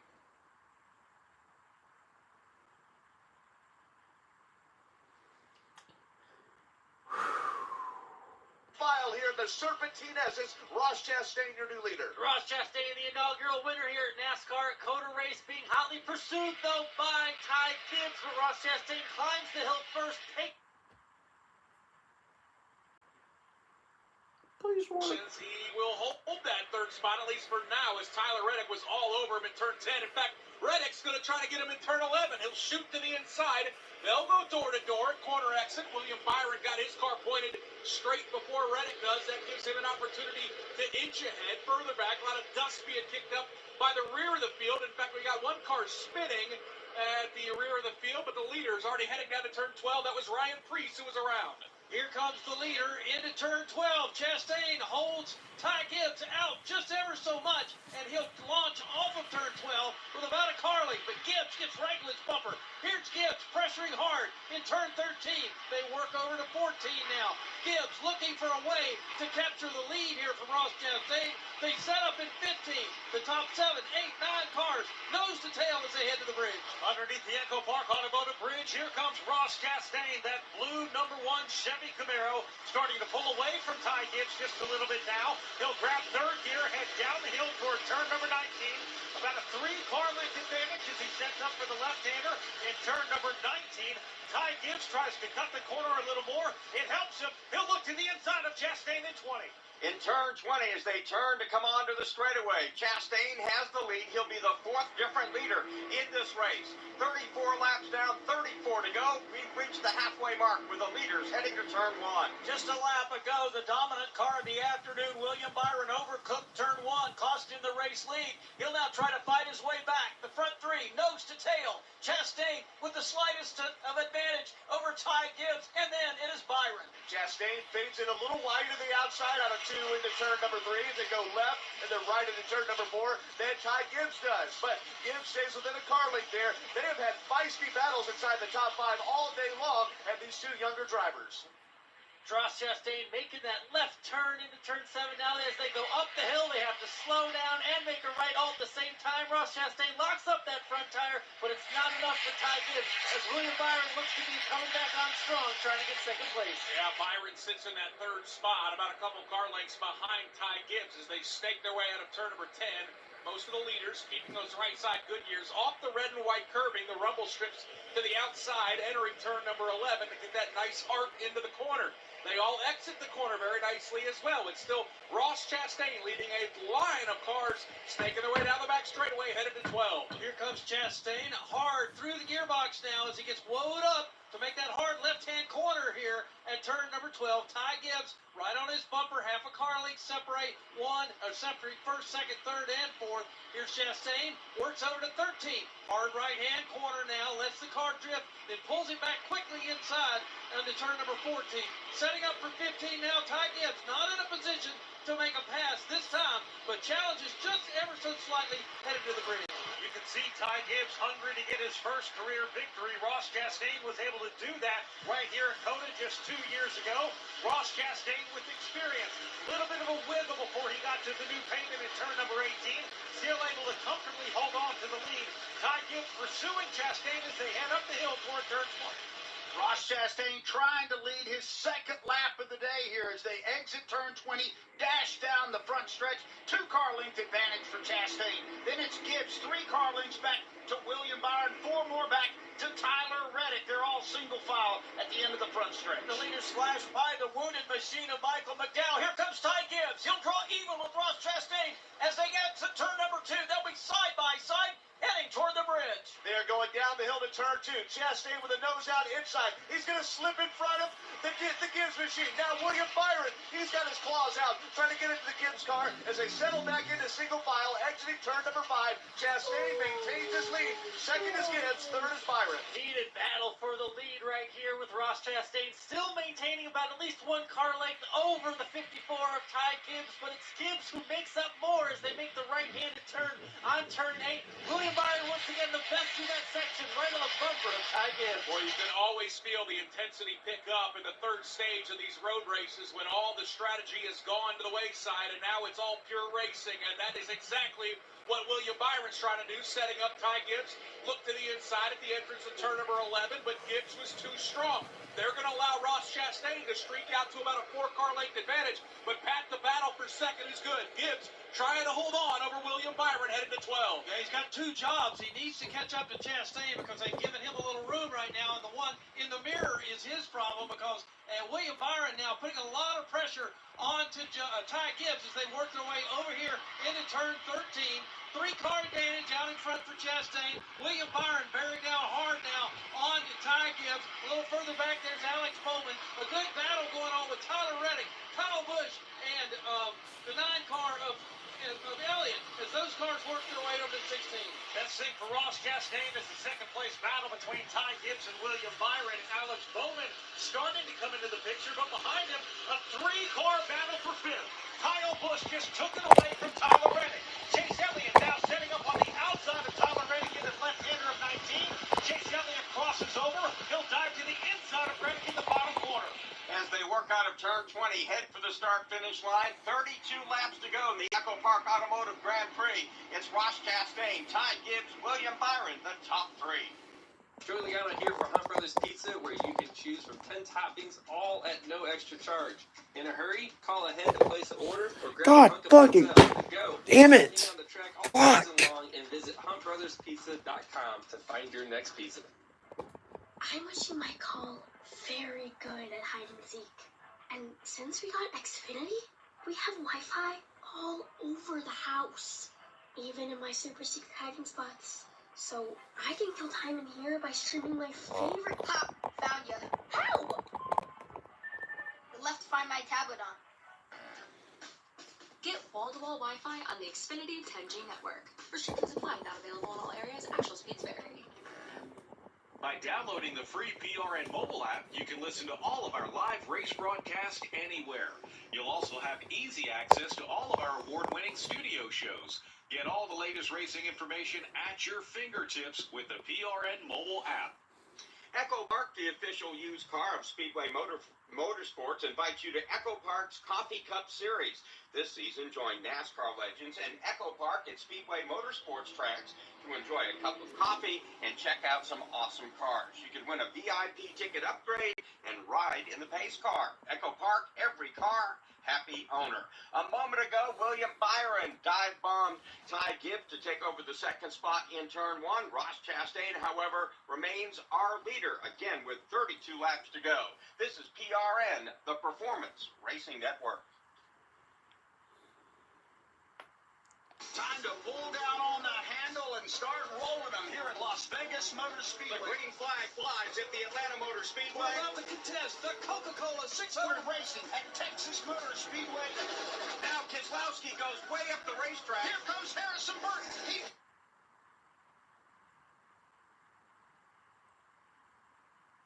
Oh my gosh, we got the full screen, guys. Look at that, it's a fucking miracle. Bubba Wallace looks inside, and now here's Byron. Takes a quick left to block him. They head back to 1. Here goes Ross Chastain. He's going to the bottom of the racetrack. Bubba goes up. Blaney hits the outside wall off of turn 2. Can Christopher Bell do anything with it? He gets down to the bottom of the racetrack. Briscoe dives to the bottom of the racetrack, side by side. They get loose, they spin. Now Tyler Reddick does a 360, so does Briscoe. Heading into turn number 6, 7 as he wraps it around. The crowd is cheering for Daniel Suarez here on this final lap. Allmendinger gets into Alex Bowman. Ross Chastain back out to the front for the final time. This is PRN. Wow, look at this, guys. It's beautiful. There's no fucking news guy anywhere. It's all racing. It's so beautiful. Look at that. Wow. Wow. Thank God. Jeez. Oh no. Are you serious? Now the radio doesn't want to work. Please. Past halfway, Please. 37 down, 31 to go here at Circuit of the Americas. Ross Chastain on the point right now. And Mark, once he got through that fierce battle there with Ty Gibbs, he's been able to distance a little bit. But we have a new second place runner in the person of William Byron. And as we've said a couple of times, it feels like we've sort of established who the players are here today. Chastain holding his own as you look at the lap speeds right now. Kyle Busch ran the fastest lap the last time, but with William Byron, Doug, he overcooked the restart, and he's been battling back since then, so we'll have to see if he's been able to or will be able to roll in and reel in Ross Chastain. Chastain, 3 top 10s the last 4 races. He's been in a groove, maybe leading to another win here at Cota. And, of course, it was a big day when we kind of got introduced to his cup version of his watermelon victory dance here at Circuit of the Americas, but that was in the first of the 3 races here. But we don't put anybody's name on the trophy yet. Not Chastain's, not Byron, Gibbs, because you don't know how this is going to play out. You also don't know how intense it can get, maybe if we catch a caution. Again, Doug, a long way to go. The laps take so long here at Circuit of the Americas, and we still have 31 to go. Ross Chastain is our leader. Let's give you a full leaderboard brought to you by Rheem. William Byron second, Ty Gibbs third, Alex Bowman fourth, Kyle Busch is in fifth. Sixth is Chase Elliott, Tyler Reddick seventh, eighth Chris Buescher, ninth Christopher Bell, AJ Allmendinger in 10th. 11th belongs to Justin Haley. Joey Logano's been pretty steady today. He's up to 12th. Chase Briscoe is 13th, 14th. Shane Van Gisbergen. Carson Hocevar is 15th. 16th to Zane Smith. And Martin Truex Jr. is 15th. 16th is Zane Smith. Hocevar is 17th. Bubba Wallace, he's rallied back. He's up to 18th. Cindric is 19th, and 20th is Ryan Blaney. Austin Dillon 21st, 22nd is Kyle Larson. Ricky Stenhouse Jr. 23rd, 24th is Brad Keselowski. Todd Gilliland 25th, 26th Denny Hamlin. Daniel Suarez 27th. Harrison Burton 28th, 29th is Eric Jones. John Hunter Nemechek in 30th. I was just going to give Chase Elliott a shout-out because he's moved up to 6th. They caught him out on the turns, and they have posted him. He is going to have to serve a drive-through penalty, as we can see it on the replay, clearly below. He missed it by a mile. He sure did. He overcooked that, so Chase Elliott has to serve a penalty. Let's pick this up. Mickey. Corey LaJoie, 32nd. Kaz Gralla, Ryan Preece is 33rd.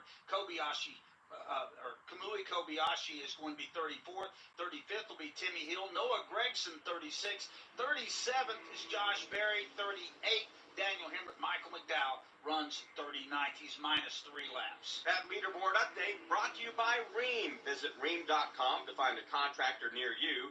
Rheem, provider of a new degree of comfort and proud sponsor of Christopher Bell in the number 20 Toyota. And Mark, when we did our progressive keys to victory at the top of the race today, we said you have to avoid those kind of penalties. The later in the race, and we say this all the time, that you get hit with a penalty, the harder it is to overcome.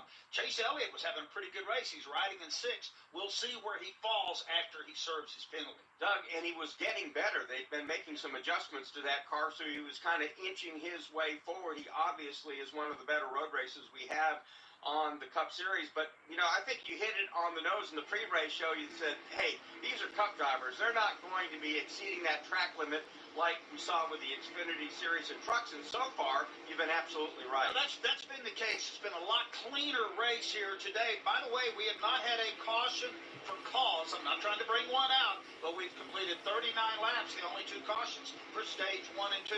Ross Chastain leads by 0.8 of a second over William Byron. Tax Talk with Straight Talk. You give and you give. This tax season you get with Straight Talk Wireless. You get a reliable 5G network and unlimited data and a Samsung Galaxy A14 included when you buy an extended Silver Unlimited plan. so you can give your janky phone to your kid. Switch to Straight Talk. Find us at Walmart and StraightTalk.com. For network management practices, visit StraightTalk.com. Device offer ends 4/14/24. Taxes and fees apply. The roar of our engines, the pump of our heartbeats, the pedal to our metal, the sparks that ignite us, the pistons that push us, the passions that drive us. From the feelings that move us to the places that pull us on the roads that unite us. With nearly 6,000 stores and over 17,000 auto care centers, Napa has America's largest network of parts and care, here to keep you firing on all cylinders. Ryan Blaney has spun up there on the racetrack. Not sure where he was. One of our turn announcers. I think he was out in front of Nick Yeoman. Yeah, saw him basically recover. Didn't see what triggered that, guys, but Ryan Blaney was all of a sudden, it was at the corner exit of turn number 11 in that Menards car. He got spun around into 360, probably lost 10 to 12 positions, but again, can't put my finger on exactly what caused him to spin. I'm going to guess it's contact because 95% of the time it is down here, but tough break for the reigning NASCAR champion. Is your playbook too confusing? Well, make it easy. Switch to Geico and get all your insurance coverage from one place. Go to geico.com today to get started. Ross Chastain, our leader, with 28 to go at the Circuit of the Americas. This is PRN, the Performance Racing Network. Hi, it's PRN's Brad Gilley. Did you know you can take PRN with you anywhere? That's right. By downloading the PRN mobile app, you can listen to our live race broadcast from anywhere. Make sure you don't miss a second of the action from the track. Download today for station listings and on-demand access to your favorite studio shows like Fast Talk, The Pit Reporters, or Garage Pass. Get all the latest racing information at your fingertips with the PRN mobile app. Available in the Apple App Store and on Google Play. Hey, I'm Corley Joy for Speedway Children's Charities. The mission for Speedway Children's Charities has remained true since its founding almost 40 years ago, to care for children in educational, financial, social, and medical needs in order to help them lead happy and productive lives. So many children have benefited from our group in the past, but we need your help now more than ever. There's so much we can do when we all join together, so let's start today. Visit speedwaycharities.org to learn more. I thank you in advance for your help.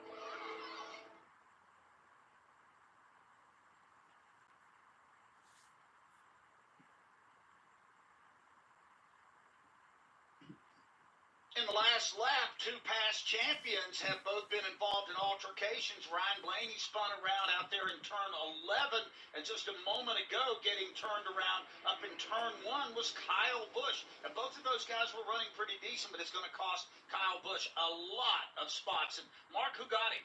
It is Christopher Bell as Kyle Busch tried to come around in the middle lane of turn number 1. Christopher Bell cut inside, got him in the left rear fender, sent Busch around, and that is going to certainly cost him some positions. Busch, at the time, was running in the 5th spot. Brad Gilley, looks like we may have a battle for the lead shaping up. Yeah, William Byron has been catching up to Ross Chastain. Chastain able to put a little bit of ground on him through this section of the racetrack.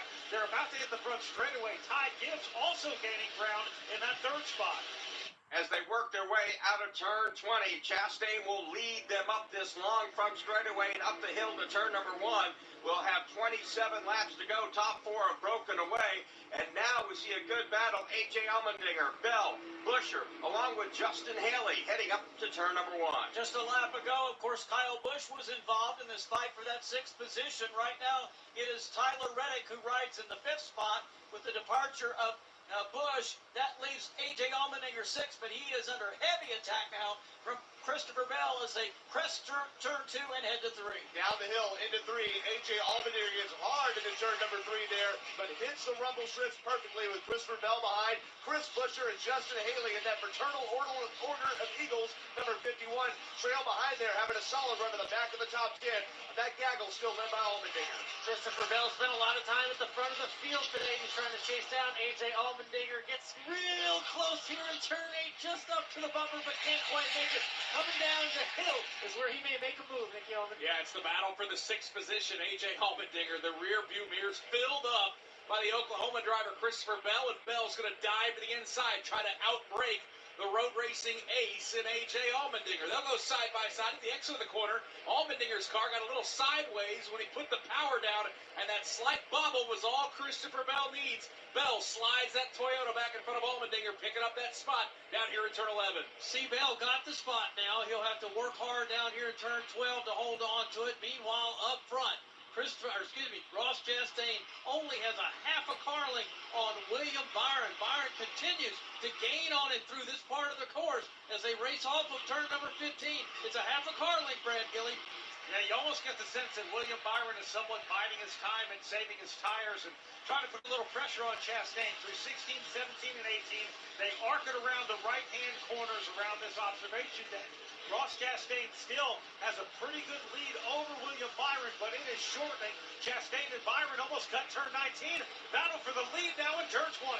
Ross Chastain has the lead as they exit onto the front stretch, but William Byron is right there, ready to pounce. He's a single car length off the rear deck lid of the driver of the number 1 machine. They're at the start-finish line. They'll climb the 133 feet to turn 1. He used turn 1 to take the second position away from Ty Gibbs. Now he gets a little too hot into turn 1 once again. Has to get on the binders. He was almost alongside Chastain, but he's going to have to wait for another opportunity. That he being William Byron there, who made another mistake in turn 1.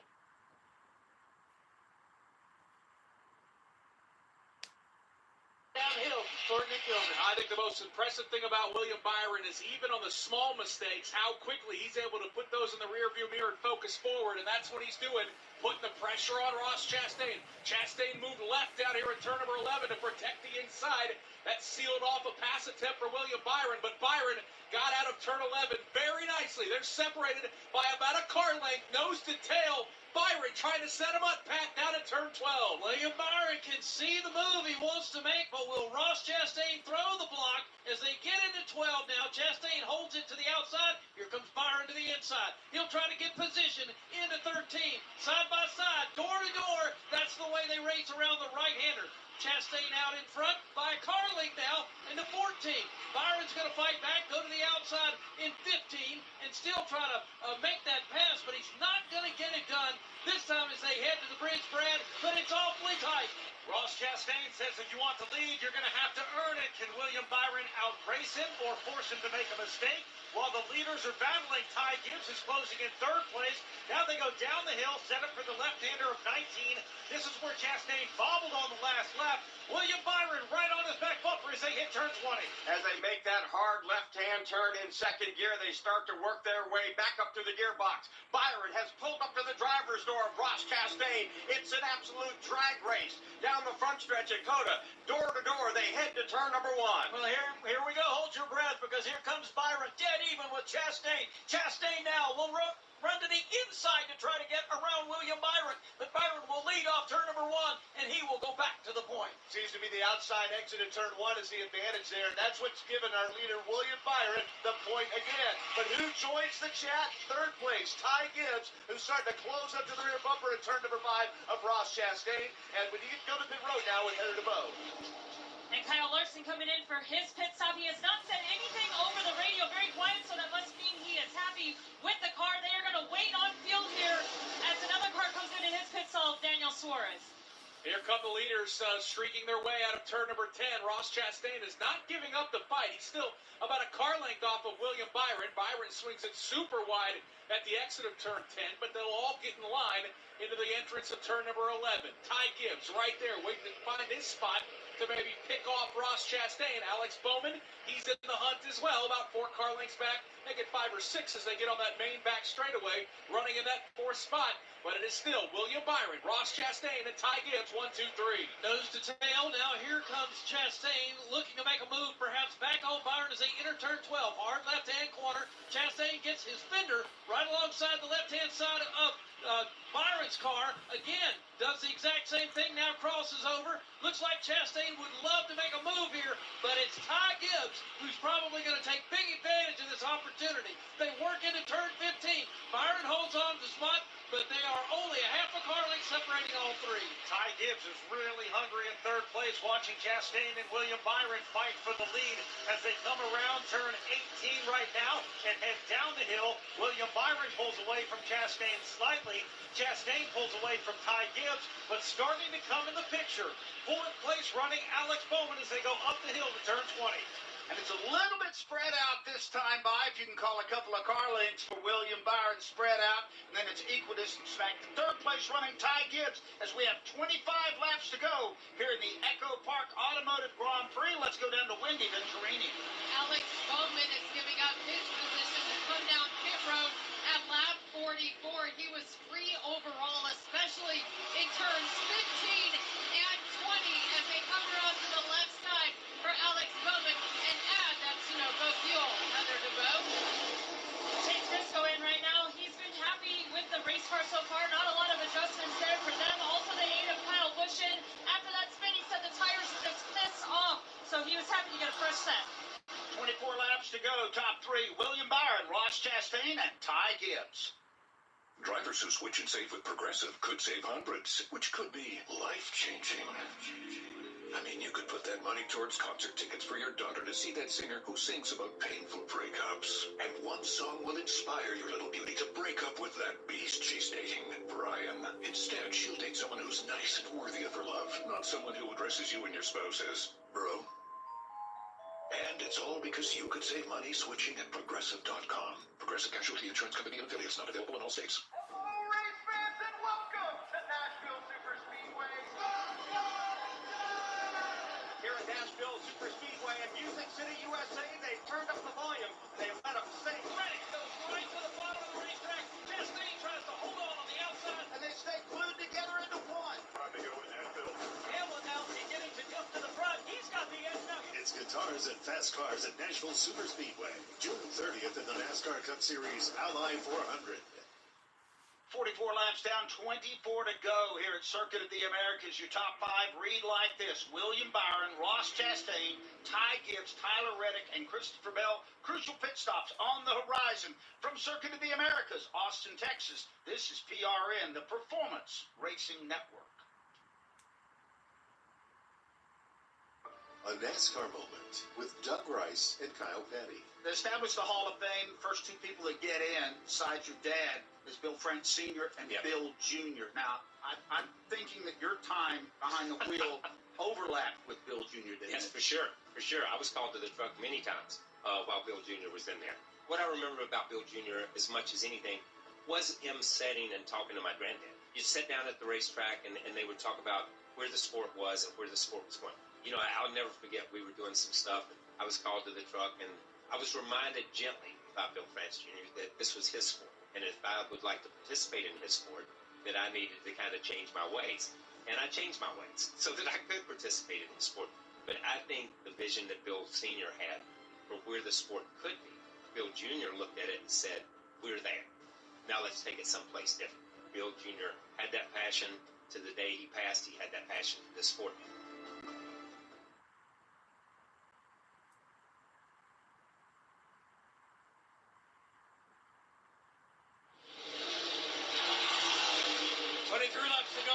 Automotive Grand Prix here in Cota. William Byron has given up the lead, coming to get a four-tire change. This is his last pit stop of the day. It was a good quick one for him, just over 9 seconds. Heather DeVoe. And following him down pit road was Ross Chastain. He said that he felt like he was burning the rear tires off, so they had to give him 4 tires and Sunoco fuel again. That's going to be his last stop, and there is a little bit of wear on the tires and looking at the rears right now on the outer and inner edge, but not too terrible. Again, as we saw them come off pit lane and blend back into the racetrack and the traffic, Byron was ahead of Chastain, but Alex Bowman, who had pitted the lap before, had now wedged his way between those two cars. We'll have to see how it all settles out when everybody else makes their final pit stop. Well, we've got a lot more cars to come in. Cars that have not pitted include Ty Gibbs, Tyler Reddick, Christopher Bell, A.J. Allmendinger. It looks like the top running car that has already pitted, Mark, is going to be William Byron right now. He's being shown his fifth, and he pitted on lap 45. Here is Ty Gibbs. He brings the Monster Energy Toyota on the pit road right now. Gibbs now slowing down to 40 miles per hour. Let's go back down to O'Reilly Auto Parts pit reporter Brett McMillan. His crew is on the wall waiting for him to arrive. He's been happy with the car. No changes planned at this point in time, but they have told him you're going to have to wait on fuel once you get here. He's come to a stop in his pit stall. He's in good shape. They're around to the right side. They're reminding him, wait on fuel. Tire comes to the wall. They grab it there. Left side tires are going on. It's a good quick stop for this crew. They're now waiting on fuel, and he goes 12.4 seconds headed to Bo. And AJ Allmendinger is saying he was really struggling there, but he couldn't tell if it was just the tires. We heard a lot of drivers complaining about that rear grip, so they got him some fresh Goodyear Eagles. Brett McMillan. Chase Elliott is in. He's been worried about lateral grip. They've gone around to the left side of the car already now. They're giving him an air pressure adjustment, and now they finish on the left side. He's got 11.5 seconds stop. Here come the leaders heading out of turn number 10, or at least they will be the leaders when we cycle it all the way through, and it is Tyler Reddick who is leading Christopher Bell, the two Toyotas exiting turn number 11. They run 1-2. Looks like Martin Truex Jr. still needs to pit as well. He's in that third spot. Leader, though, is Tyler Reddick, and he's halfway down the back straightaway headed to turn 12. And we watch Tyler Reddick now working his way down here, the hard, fast left-hand corner, which is turn number 12. Down through the gearbox he goes. Christopher Bell, a good 10 car lengths back of him. Now here's Reddick working off of turn 12, goes uphill into turn 13. Hard right-hand corner there, works through 13, pulls it back smoothly over to 14. Christopher Bell. Now you see Truex just coming into the picture, and he enters into turn number 13. Meanwhile, here's the leader, Tyler Reddick, headed to the Echo Park Bridge. Both of these Toyotas now hitting 16, 17, and 18. They're going to arc it around the tower here at Cota. Last year's winner, Tyler Reddick, looking very smooth right now. Also, Christopher Bell. These two drivers have been very fast. As they hit turn number 19, they'll head back up the hill. Will they make the left-hander to pit road or go to the front stretch? Tyler Reddick goes to pit road. Christopher Bell will stay on track. Tyler Reddick ready to surrender the lead here with 22 laps to go. He'll come in and visit his pit crew. Christopher Bell, Martin Truex Jr. are still out there. They have not made their last pit stops of the day. Down to Wendy Venturini. Tyler Reddick and team was trying to wait as long as possible, but it was building pretty loose for Tyler Reddick. He's going to come around. The team's coming around to the left side. 4 tires, fuel, and no adjustments. Waiting on the fuel to get as much as possible. He's down and away. Tyler Reddick back out into the melee here, and it's going to take about 2 or 3 more laps, Mark, and a few more pit stops for us to really get a grip on how they're running in relationship to each other. Again, Bell has not pitted again. Neither has Shane Van Gisbergen, who is up into the third spot. Truex, the last time he pitted was on lap 32, so it looks like he may have to come in again, although he may be able to stretch it. But certainly, Bell and Van Gisbergen are going to have to come back down the pit lane. So we'll see how all of this plays out. 21 laps to go here at Circuit of the Americas, waiting on a few key more pit stops to determine the final running order here. Mark, unless barring a caution, I think we're done with pit road today, outside of the few that have not pitted here. Doug, even if we get a caution, I'm not sure that the cars that are running well will want to give up their track position. We have 21 laps to go in this race. So far, if you just joined us, William Byron, the pole sitter, has led 4 times for 24 laps. Ross Chastain has led once for 10. Christopher Bell now out front for the second time today. He's led 8 circuits, 3 laps led for Denny Hamlin, 1 lap led for Tyler Reddick. We've only had 2 cautions today, and both of those were for stage breaks, so no cautions for cause today. 21 laps to go. The race leader pending his pit stop is Christopher Bell. The NASCAR season is here, and Toyota Racing is looking for clashers. Did you clash at the Coliseum with your favorite Toyota drivers? Clashing with the HOA, who won't let you carve bell number 20 into your lawn. Or maybe your Tyler Reddick shirt clashed with your pants while meeting the in-laws. If you're a clasher, then we want you. Be part of the action at toyota.com/racing. Toyota, let's go places. NASCAR is a registered trademark of National Association for Stock Car Auto Racing Inc.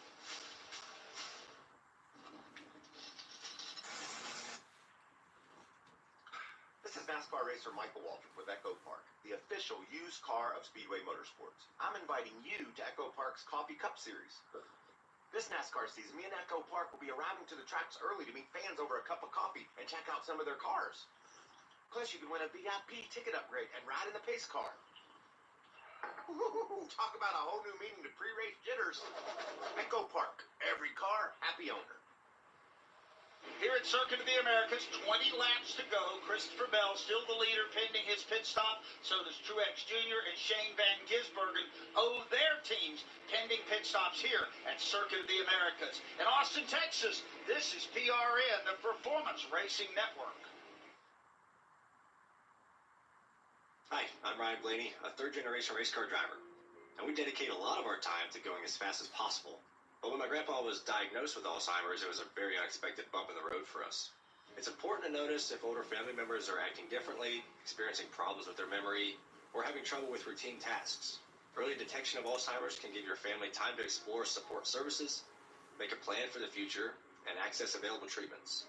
If you or your family are noticing changes, it could be Alzheimer's. Talk about seeing a doctor together. Here's Christopher Bell. My Toyota Camry TRD race car isn't cheap to build and prepare. I have a pit crew that maintains and fixes my equipment. I have a spotter high above the track watching my back, talking me through turns and potential dangers on the track. I physically train to handle the stress of driving. And I have software helping my crew chief and engineers make the right strategy calls. And with all this, I never take my eyes off the road, and neither should you. One distraction can change everything in one instant.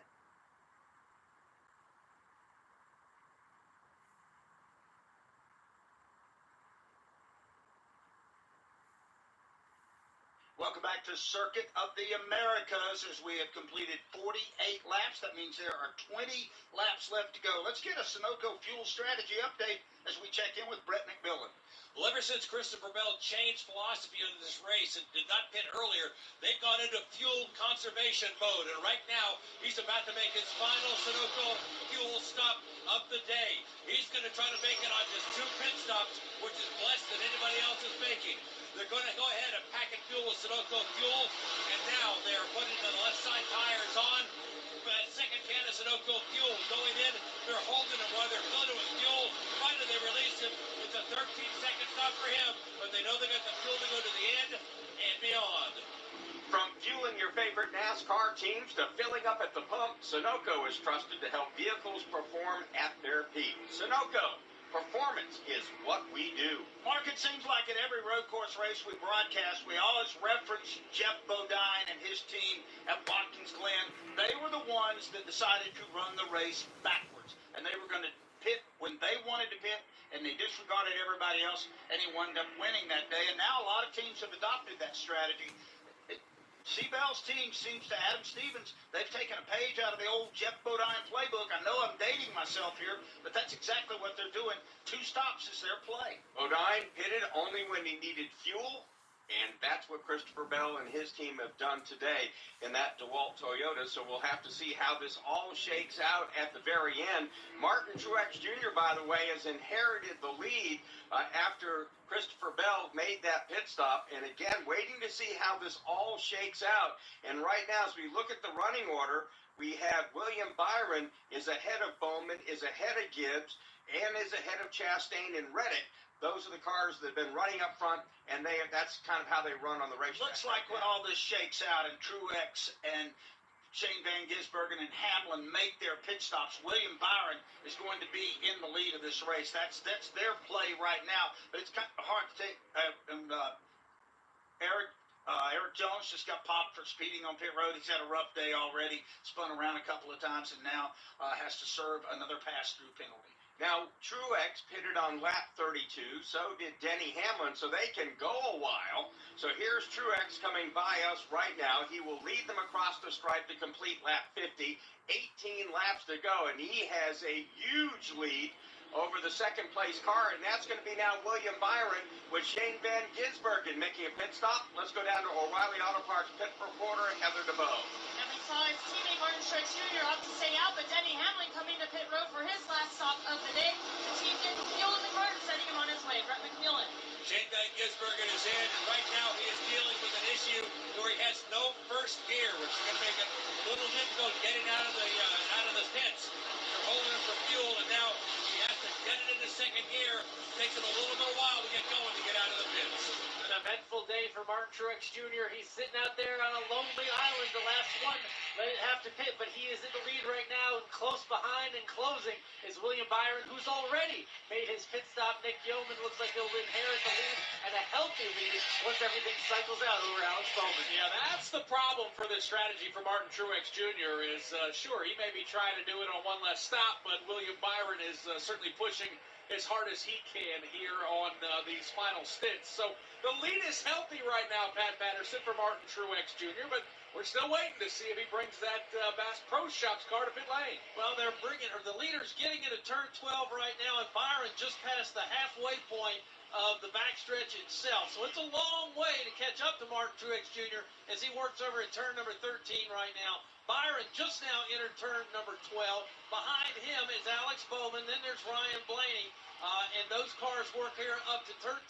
Good three-way battle going on back there. A little further back, Ross Chastain is in the middle of it with Tyler Reddick. Those guys really going at it hard. The leader is off of turn number 16 at this point. Yeah, Martin Truex Jr. with the lead. A five-time winner on the road course is heading into turn number 19. We'll see if James Small calls him in this time by. And it looks like Truex hard on the brakes, and he will hit pit road.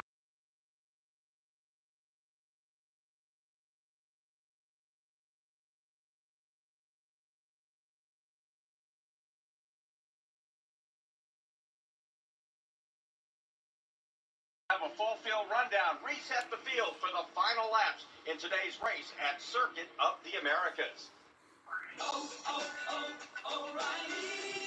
Cleaning your fuel system can help your engine run better and improve gas mileage. Visit O'Reilly Auto Parts and pick up a bottle of Chevron Techron Fuel System Cleaner on sale now. Buy one, get one free, plus get 2 times overwarranty points. Just add it to your tank during your next fill-up. Stop by your local O'Reilly Auto Parts store for details. O'Reilly Auto Parts. I'm what you might call very good at hide and seek. And since we got Xfinity, we have Wi-Fi all over the house, even in my super secret hiding spots. So I can kill time in here by streaming my favorite. Ha! Found ya. How? You left Find My tablet on. Get wall-to-wall Wi-Fi on the Xfinity 10G network. Restrictions apply. Not available in all areas. Actual speeds vary. 17 laps to go here at Circuit of the Americas. William Byron is in the lead by about 2 seconds over Alex Bowman. Ty Gibbs is 5 seconds back in third. When we come back, we will give you the full field rundown of positions 1 through 39. This is PRN, the Performance Racing Network.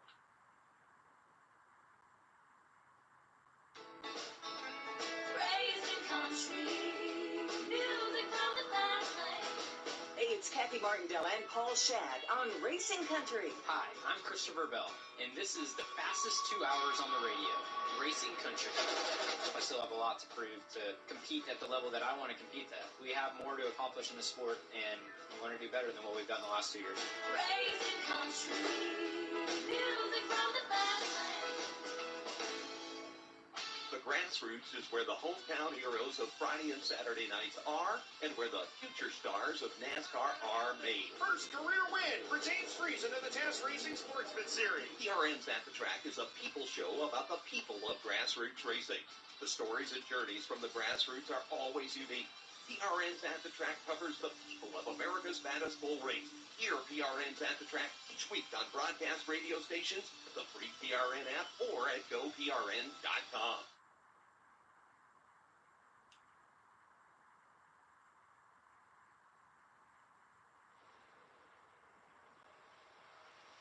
We need to pause 10 seconds for station identification. This is PRN, the Performance Racing Network.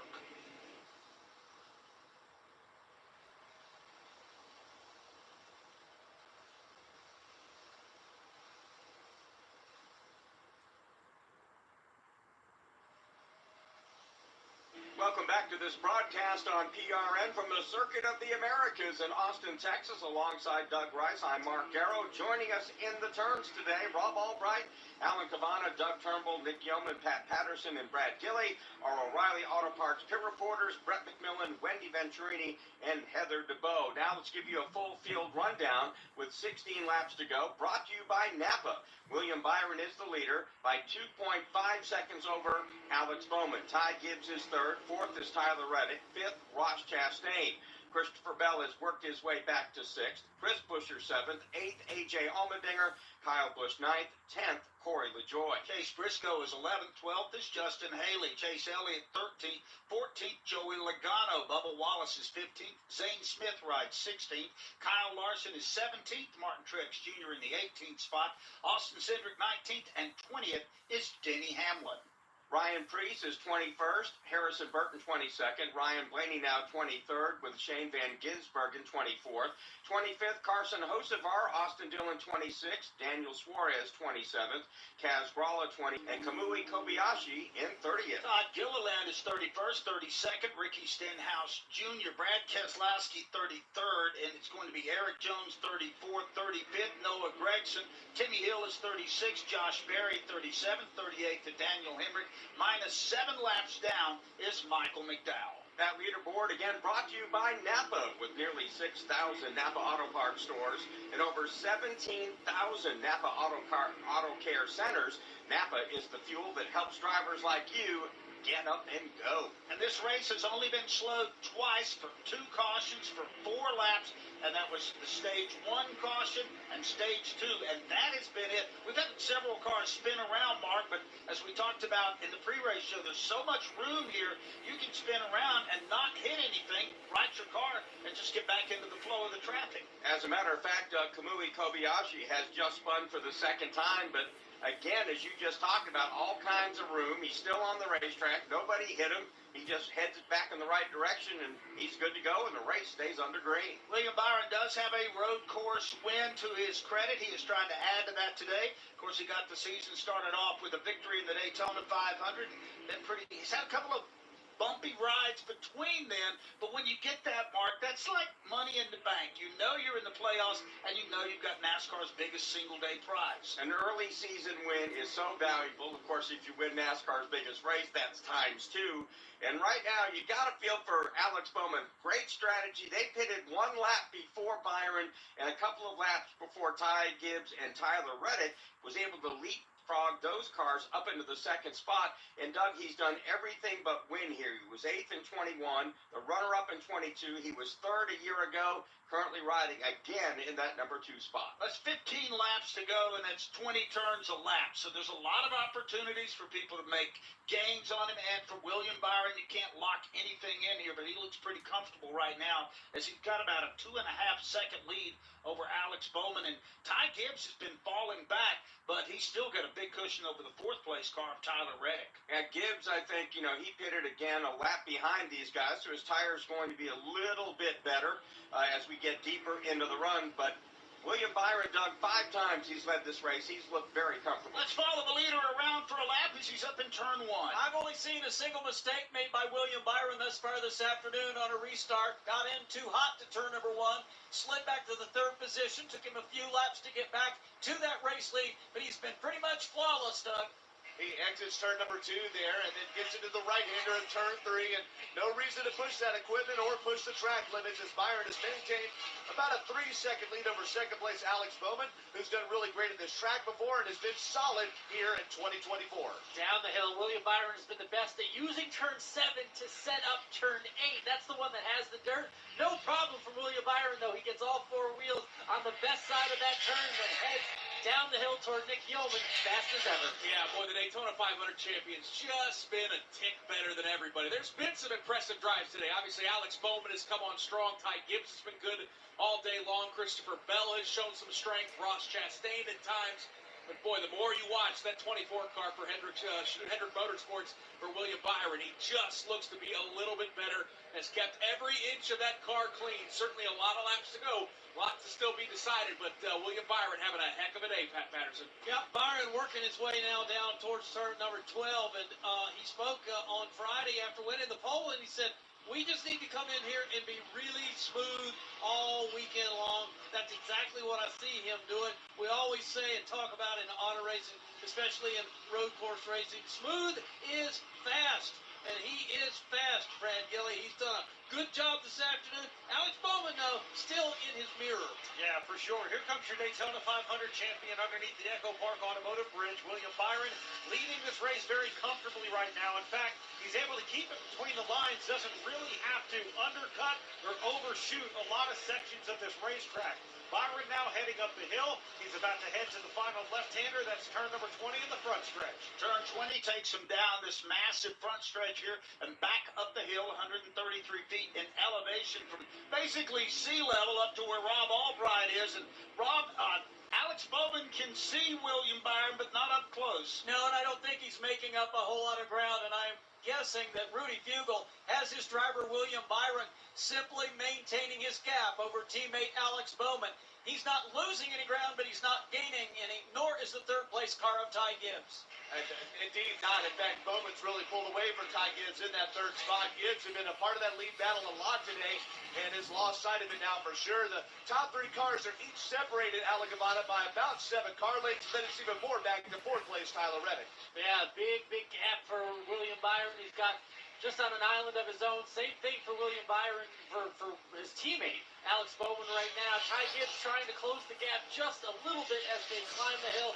Tyler Reddick, Christopher Bell has been in hot pursuit. He's been one of the fastest cars on the track just visually. Getting past Ron Chastain and now trying to track down Tyler Reddick. William Byron looked very comfortable through turns 10 and 11. Let that car really eat at the exit of turn number 10, using up all of the extra asphalt, and then kind of swung it left to set himself up for the corner. As Alan pointed out, Tyler Reddick, Christopher Bell, that's starting to tighten up just around the top 5, but it is still William Byron setting sail as he's already into the stadium portion of the racetrack. Yeah, looking a little further back, you see Chris Buescher back there.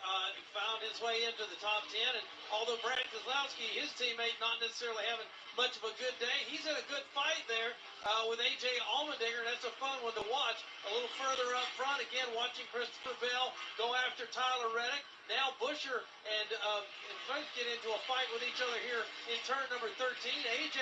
trying to get that position away from that number 17 Ford, but Chris Buescher and A.J. Allmendinger having a fun race with each other as we watch the leaders head off 16. Yeah, that's a battle for 7th between Buescher and Allmendinger. The battle for 4th right now has a couple of Toyotas. Remember, Christopher Bell has fresher tires than a lot of the field right now. He's 2 car lengths off the back bumper of Tyler Reddick, heading into the left-hand corner of turn number 19. Christopher Bell consistently gaining ground on every lap in this section of the track. So as they cross the start-finish line with William Byron again on the point, we have 12 laps to go here in Austin, Texas. Bundling and saving with Geico is an easy choice, so you're free to ponder life's big questions, like what's the best animal in the world if not...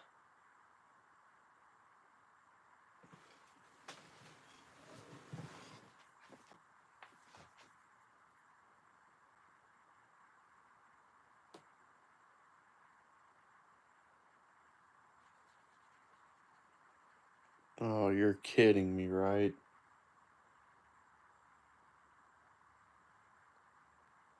You're kidding me. You're fucking kidding me, right?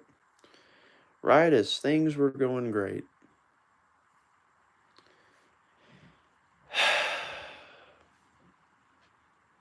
God, I fucking hate everything.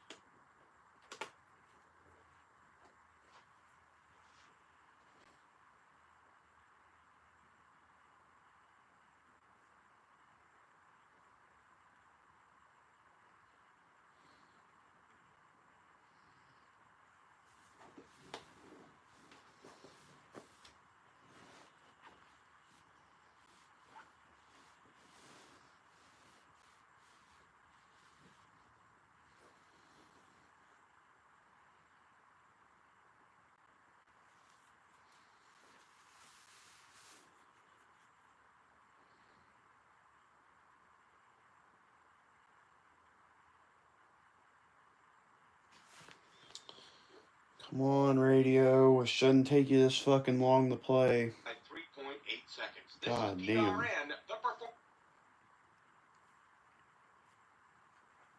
Give us a good weather weekend. It's Fast Talk right here on PRN, the Performance Racing Network. Don't miss NASCAR's biggest stars when they light up historic North Wilkesboro Speedway.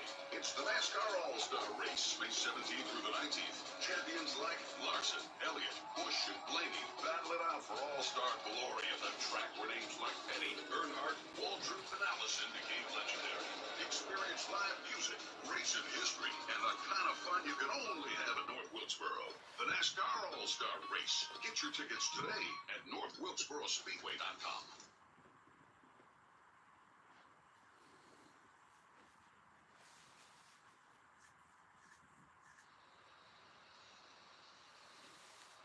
Welcome back here to Circuit of the Americas, and fully in charge of this race by almost 4 seconds is William Byron, and Alex Bowman riding in that second spot. And Mark, you're thinking Christopher Bell may be gaining on our second place car? He is gaining on third place Ty Gibbs, but Ty Gibbs is gaining big time on Alex Bowman.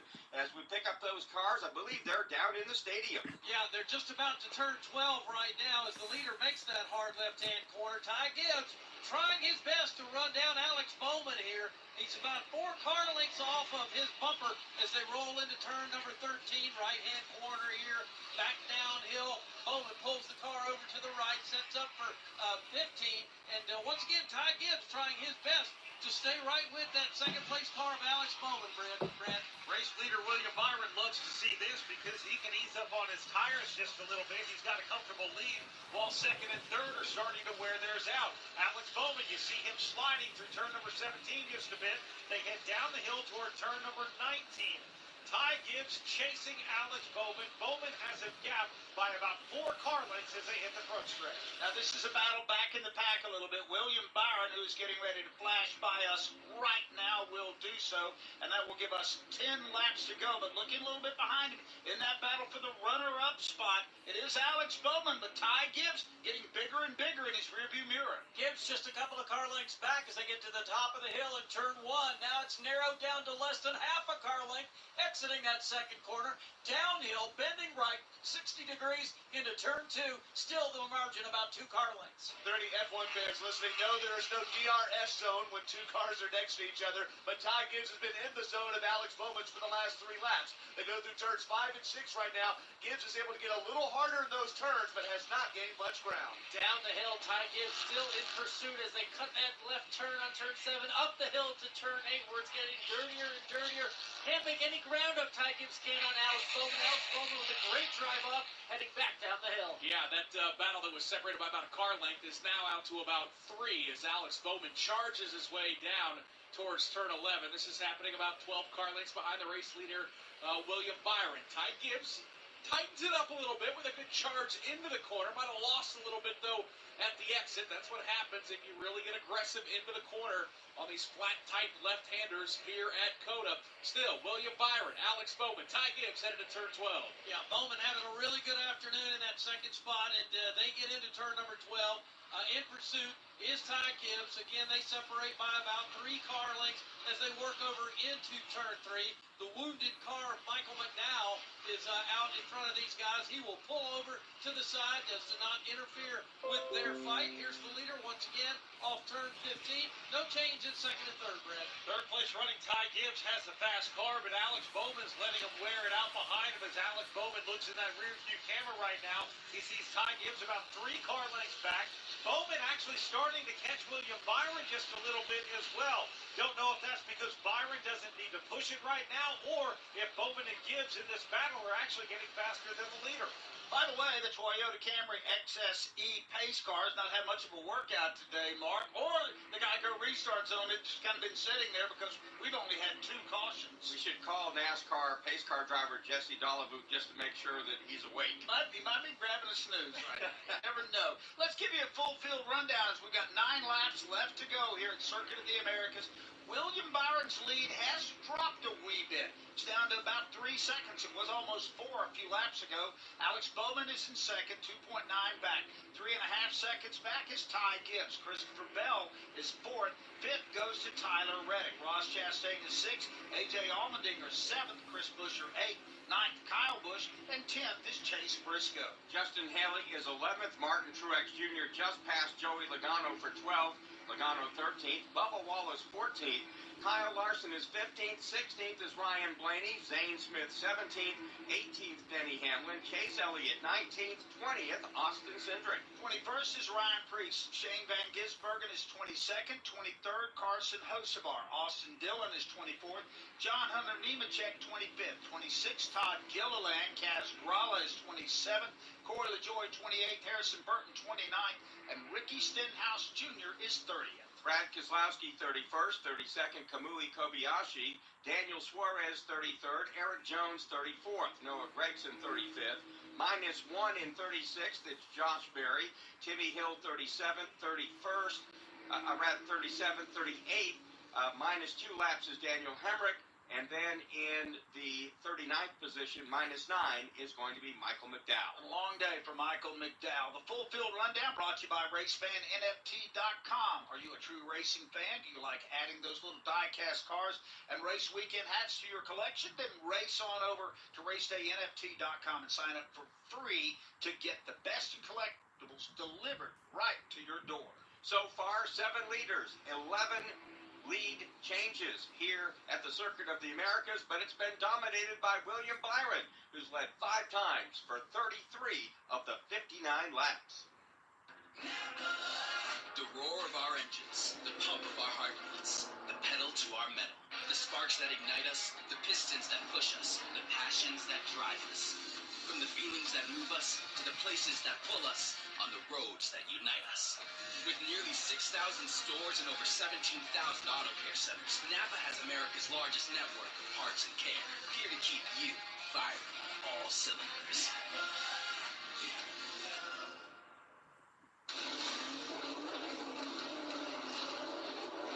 Fueling NASCAR champions on the track for over 20 years to innovating 94 octane, the highest octane on the market. Performance is what Sunoco does. All Sunoco fuel at the pump meets the same top-tier standards as the fuel used in NASCAR. From the track to your tank, you can trust Sunoco to help your vehicle perform at its peak. We've got a switch for the second spot, Doug Turnbull. We saw it just a moment ago on the exit of turn 2. Ty Gibbs set it up in turn 1 and finished off that spot over Alex Bowman in turn number 2, and he has firmly taken that position now. That battle had been going on for several laps, and it really heated up in the lap leading up to it, but new second-place driver is Ty Gibbs behind the leader, William Byron. Thanks for that update, Doug. We've got 8 laps to go here at the Circuit of the Americas. I want to remind you today's broadcast brought to you by O'Reilly Auto Parts. O'Reilly Auto Parts, your professional parts people. This is DRN, the Performance Racing Network. We saw a lot of chaos in the closing laps of the race, so just trying to minimize that, make it more about a race than people just using each other up. I think it's needed. It was needed at all the road courses. While I don't think it's going to be a home run, I think that it'll be in the right direction. So many opportunities to either be really good or make mistakes, and they can start adding up on you quick. For the latest NASCAR news without a restrictor plate, it's PRN's Garage Pass. For the station near you, check us out at GoPRN.com. Hi, this is PRN's David Stiles. Join me each week when I head over to JC's Garage to talk NASCAR. As of right now, if I were to name my top 5, I could tell you Chase Elliott wouldn't be in that top 5 with this next-gen car. He has a lot to prove on the road courses with this next-gen car, but I still don't think there's a real out-front leader. I think Tyler Reddick has been outstanding. That's JC's Garage, wherever you find your favorite podcasts.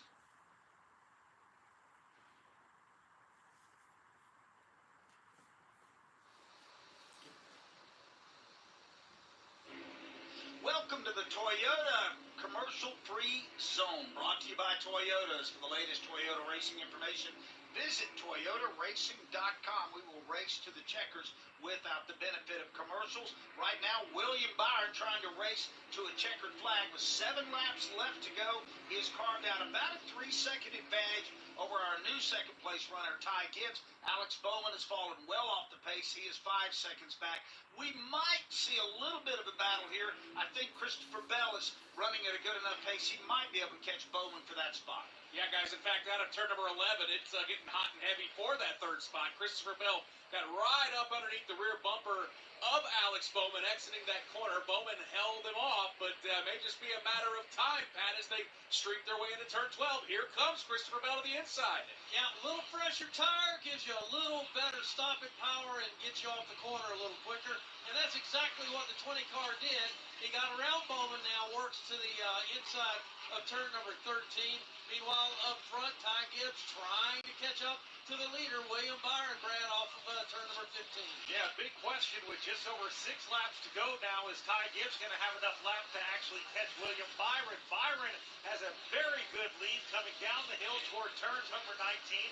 It's about a 20-car length advantage over Ty Gibbs. Behind them, Christopher Bell, Alex Bowman, your top 4. Here comes the leader to the front stretch. So right now, Ty Gibbs' tires are 1 lap better than leader William Byron. However, back in 4th place, Christopher Bell, his tires are 4 laps better. And right now, as they cross the start-finish line, the gap William Byron to Ty Gibbs, 3.2 seconds. Bowman is 4.9, 5.7 for Christopher He Bell. actually shaved off 0.4 of a second that last lap, Rob. Yeah, he is still the race leader, and I think he's still just managing things. It's Christopher Bell that's the guy that's on the fly, quickly disappearing from Alex Bowman, and I think he's going to reel in Ty Gibbs within the next couple of laps. And it's possible, and if that battle turns out here as they pass me in front of turns 3, 4, and 5, will that allow William Byron to get further away? I think Byron and Alec Avana has just started to step a little further away than he was the last lap from second place Gibbs. Byron just so clean and consistent as we go through turn 8 here. Ty Gibbs seems to close it up just a little bit, but really the fastest car on the track just looks to be Christopher Bell as he's trying to pursue his teammate and maybe sniff the lead, Nick Gilman. Yeah, Alan, it's kind of that rubber band effect, right? As soon as it stretches out, it snaps back, and lap after lap, it kind of changes. But you're right, at this time, it looks like Ty Gibbs may be catching his the race leader, William Byron, by just a bit. But certainly, I think all eyes are going to start to focus on that third-place running car, that bright yellow Toyota. Christopher Bell, he is starting to rear in on the back of his teammate Ty Gibbs as they all head to turn 12. Here's the leader now into turn 12, hard left-hand corner, no problem. Byron works his car out to the right, pulls it back over to the left, driver's left, as he works into 13. There is no doubt Christopher Bell is using what better tire he has to catch up to second-place running Ty Gibbs. They're going to get close to each other. Whether or not either one of these two can catch the leader, Brad, that's going to be the big question. Yeah, the best thing William Byron can hope for right now is a couple of Joe Gibbs Racing teammates being stubborn with each other and racing hard for second. Because William Byron, again, able to keep his car on the racetrack. He does not have to overshoot the limits. Christopher Bell, meanwhile, is very visibly catching his teammate Ty Gibbs. They head into turn number 19.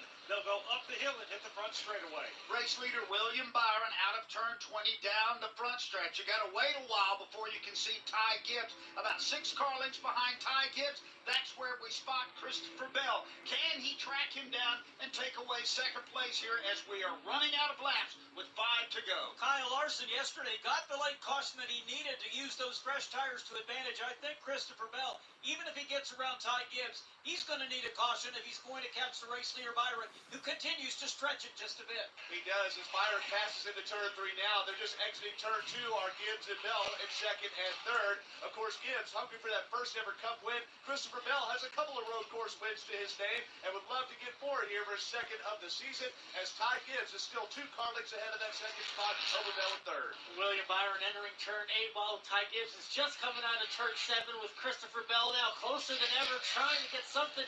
When Ty Gibbs gets a good drive off the corner down the hill, but Christopher Bell right there on his teammate. Yeah, we're going to find out just how good of a teammate Ty Gibbs is, because if he can't catch William Byron, would it be better for Joe Gibbs Racing if he tidily lets Christopher Bell by so he can chase after him? They're nose to tail out of turn number 11. Boy, Christopher Bell got a little sideways, hung the rear of that car out. It's going to kill the momentum, and I think it's going to dash any chance he has of getting around his teammate down in turn 12. But that Toyota now full song, 175 miles an hour down the backstretch. William Byron doing a really nice job of just staying smooth and hitting his marks every time down here in the stadium part of this course as he works his way into 13. Christopher Bell still not getting enough ground gain, I should say, to catch the second place car. Here is Byron again. Turn 15, nice and smooth, left-hand corner, heads for the Echo Park Bridge. Coming into a big right-hand half circle, turn 16, 17, and 18. William Byron with that lime green and black number 24. He's going to go downhill toward turn number 19. Again, all he has to do is be smooth. And right now, looking at Ty Gibbs and Christopher Bell, William Byron seems to have enough of a gap.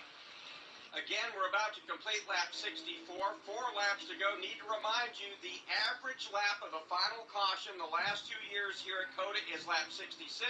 And Rob Albright, we saw yesterday's race turn upside down with a late caution flag. Yes, we did, Mark. I don't know if you're being a prognosticator or a prophet of doom for William Byron by even mentioning that. Byron just cruising right now. The fight continues to rage for that second position as once again Christopher Bell heats up the back end of Ty Gibbs' Toyota. They exit turn number 2 right now, down the hill and into the throat of turn number 3, where they got to woe those cars down and shift from third to second gear. But they are both getting aggressively into these S's, staying on the course. It's still Gibbs in second.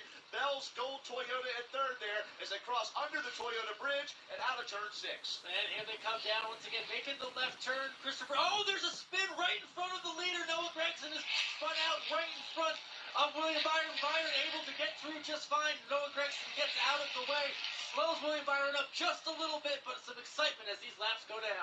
Yeah, that's the last thing you want to see if you're the race leader. So William Byron's going to have to disregard and kind of gather it back up as he gets around the lap car of Timmy Hill. Not sure it slowed him much, but that certainly got his attention. Behind him, though, the battle for second is on. Ty Gibbs has about a 1 car length advantage. Christopher Bell staying in those tire tracks, trying to use that long back straightaway and the draft to possibly set them up as they make their way down to turn 12. Here's the leader once again into turn number 12. He makes that left-hand corner, works it back over to the right, back to the left. Now the battle for second is a good one. Christopher Bell all over the bumper now of Ty Gibbs. They work into 13. He is there trying to make a pass and find a way around his teammate. Up front, though, William Byron, no problems. The battle for second continues. William Byron feathers that throttle as he heads around the right-hand arc of 16, 17, and 18. When he heads toward turn 19, we'll take a look back because right on the back bumper of Ty Gibbs, all he can see in that rear view camera is the DeWalt Toyota of Christopher Bell. Here they go with the left-hander of turn number 19. Bell closing even more. A lap car is going to be in the way. They'll hit the final turn number 20.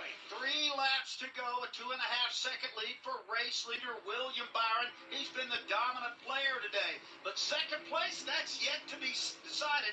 Ty Gibbs has it. Christopher Bell is 2 car lengths back in third. And a fight between teammates is exactly what the doctor ordered for race leader William Byron, as he now is seeing them close up just a bit on him, but I think he's still got things well under control. As they head into turn number 2, Bell took a look to the right side of Ty Gibbs, but there was nothing there. And they're 3 seconds behind the leader, Byron. Let's pick up that second place battle. Look at Christopher Bell into turn number 4. Gets really hard into that corner. Almost misses the mark at turn number 5 as he gets right up to Ty Gibbs' rear bumper, but Gibbs stretches it out, exiting 6. You can see the speed of the number 20 Toyota, but just not enough to get by his teammate Ty Gibbs in the 54 as he closes ever so slightly. But I got to tell you guys, the 54 and 20 are as close as they've been in a long time to that 24 car. Yeah, but now is when you get aggressive, trying to trim this racetrack as short as you possibly can without going over the limits. Ty Gibbs used up all of the corner exit of turn number 10 to carry some speed down to turn 11, and that extra little bit of speed is going to hold off Christopher Bell for now. Bell got a nice charge at the exit of the corner. They move right to the center of that back straightaway. It's still Gibbs by a car length with the 20 of Christopher Bell giving chase. It's all happening about 10 car lengths behind William Byron. William Byron now down through the gearbox, makes that left-hand corner here at 12 over the stadium part of the race course. Now here's the pass for for second. It is Christopher Bell who outbreaks and dives into turn number 12, takes the spot away from Ty Gibbs. Bell now in turn number 14 sets his sight on the leader. Christopher Bell made the pass, Brad Kelly, and now he can see Byron at the bridge. Well, he's got the freshest tires among the leaders. Here comes William Byron under the bridge, 16, 17, 18. Here comes Christopher Bell. The question is 2 laps going to be enough? William Byron heading downhill again. He is very smooth through this section of the race course. Here comes Christopher Bell into turn 19, slides his car wide right and heads to 20. There's going to be 2 laps to go. William Byron exits turn 20. As he comes out onto the straightaway, Christopher Bell in the second spot, 2.3 seconds back. Remember, Bell has tires that are 4 laps fresher than the leader, William Byron. They're back in turn 1. Circuit of the Americas has been a young man's playground. All 3 previous winners did so in their 20s. It looks like William Byron may be headed that way, as he too is just under 30 years of age. He'll work his way into turn number 3 with Christopher Bell trying to catch him. And lengthening that lead now as that second place battle is dissipated. William Byron and that Raptor Chevrolet is still about 2 to 3 seconds ahead. Christopher Bell is second with 3 or 4 car lengths ahead of Ty Gibbs in third. They are way ahead of Alex Bowman in fourth. Smooth sailing as William Byron climbs up the hill. No lap cars in front of him. Just has to get through this one section where the dirty part of the track. He does that just fine. Christopher Bell trying to climb the hill and get on the 24. Just can't do it off that corner. 4 laps difference of tires wouldn't mean much in a lot of racetracks on the NASCAR calendar, but on a road course as massive as this, it certainly could. And Christopher Bell continues to close. It's down to about 8 car lengths. He's running out of time. That car got a little sideways at the exit of turn number 11. William Byron nice and smooth down the back straightaway with a lap and a half to go here in Austin, Texas. And the problem is for Bell is he can drive into this corner down here 12 as hard as he wants to, but if he burns his tires up, he surely gives it away to Byron. Byron now works his way through 12. No problem. Bell hard on the gas, headed to turn number 13. Is visibly closing on the leader as he works through 13. William Byron nice and smooth out to the right. Now down into turn number 15. Byron uses the middle of the racetrack, cuts the corner as tight as he can, and here's Christopher Bell giving it all he's worth. Bell closing on William Byron. The question is, with just over a lap to go, is it going to be enough? Here comes William Byron. He grabs third gear as he heads out. Coming out of the final turn, here we go.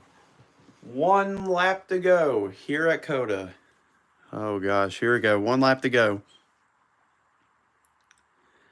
Bell passed his teammate Gibbs with about 3 laps to go.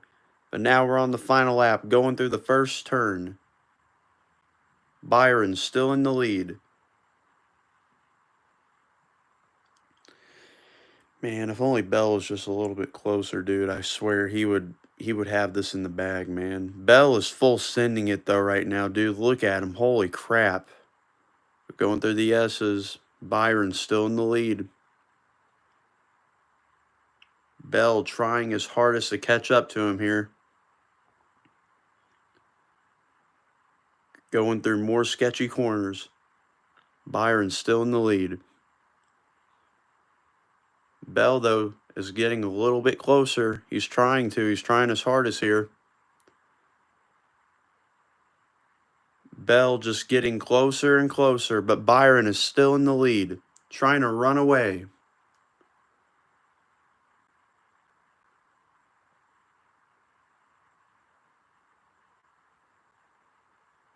Only just a few corners left here.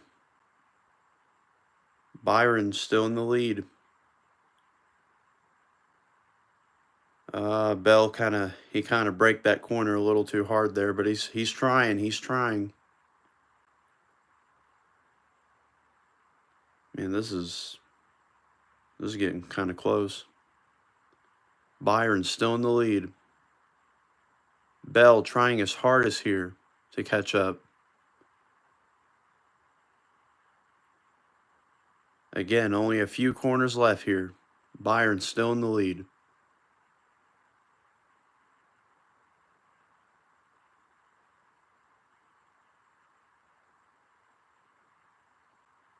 Here we go. Coming out of the final turn. Bell is just going to be a little bit short. William Byron is going to win here at Cota. And Bell got second. Damn.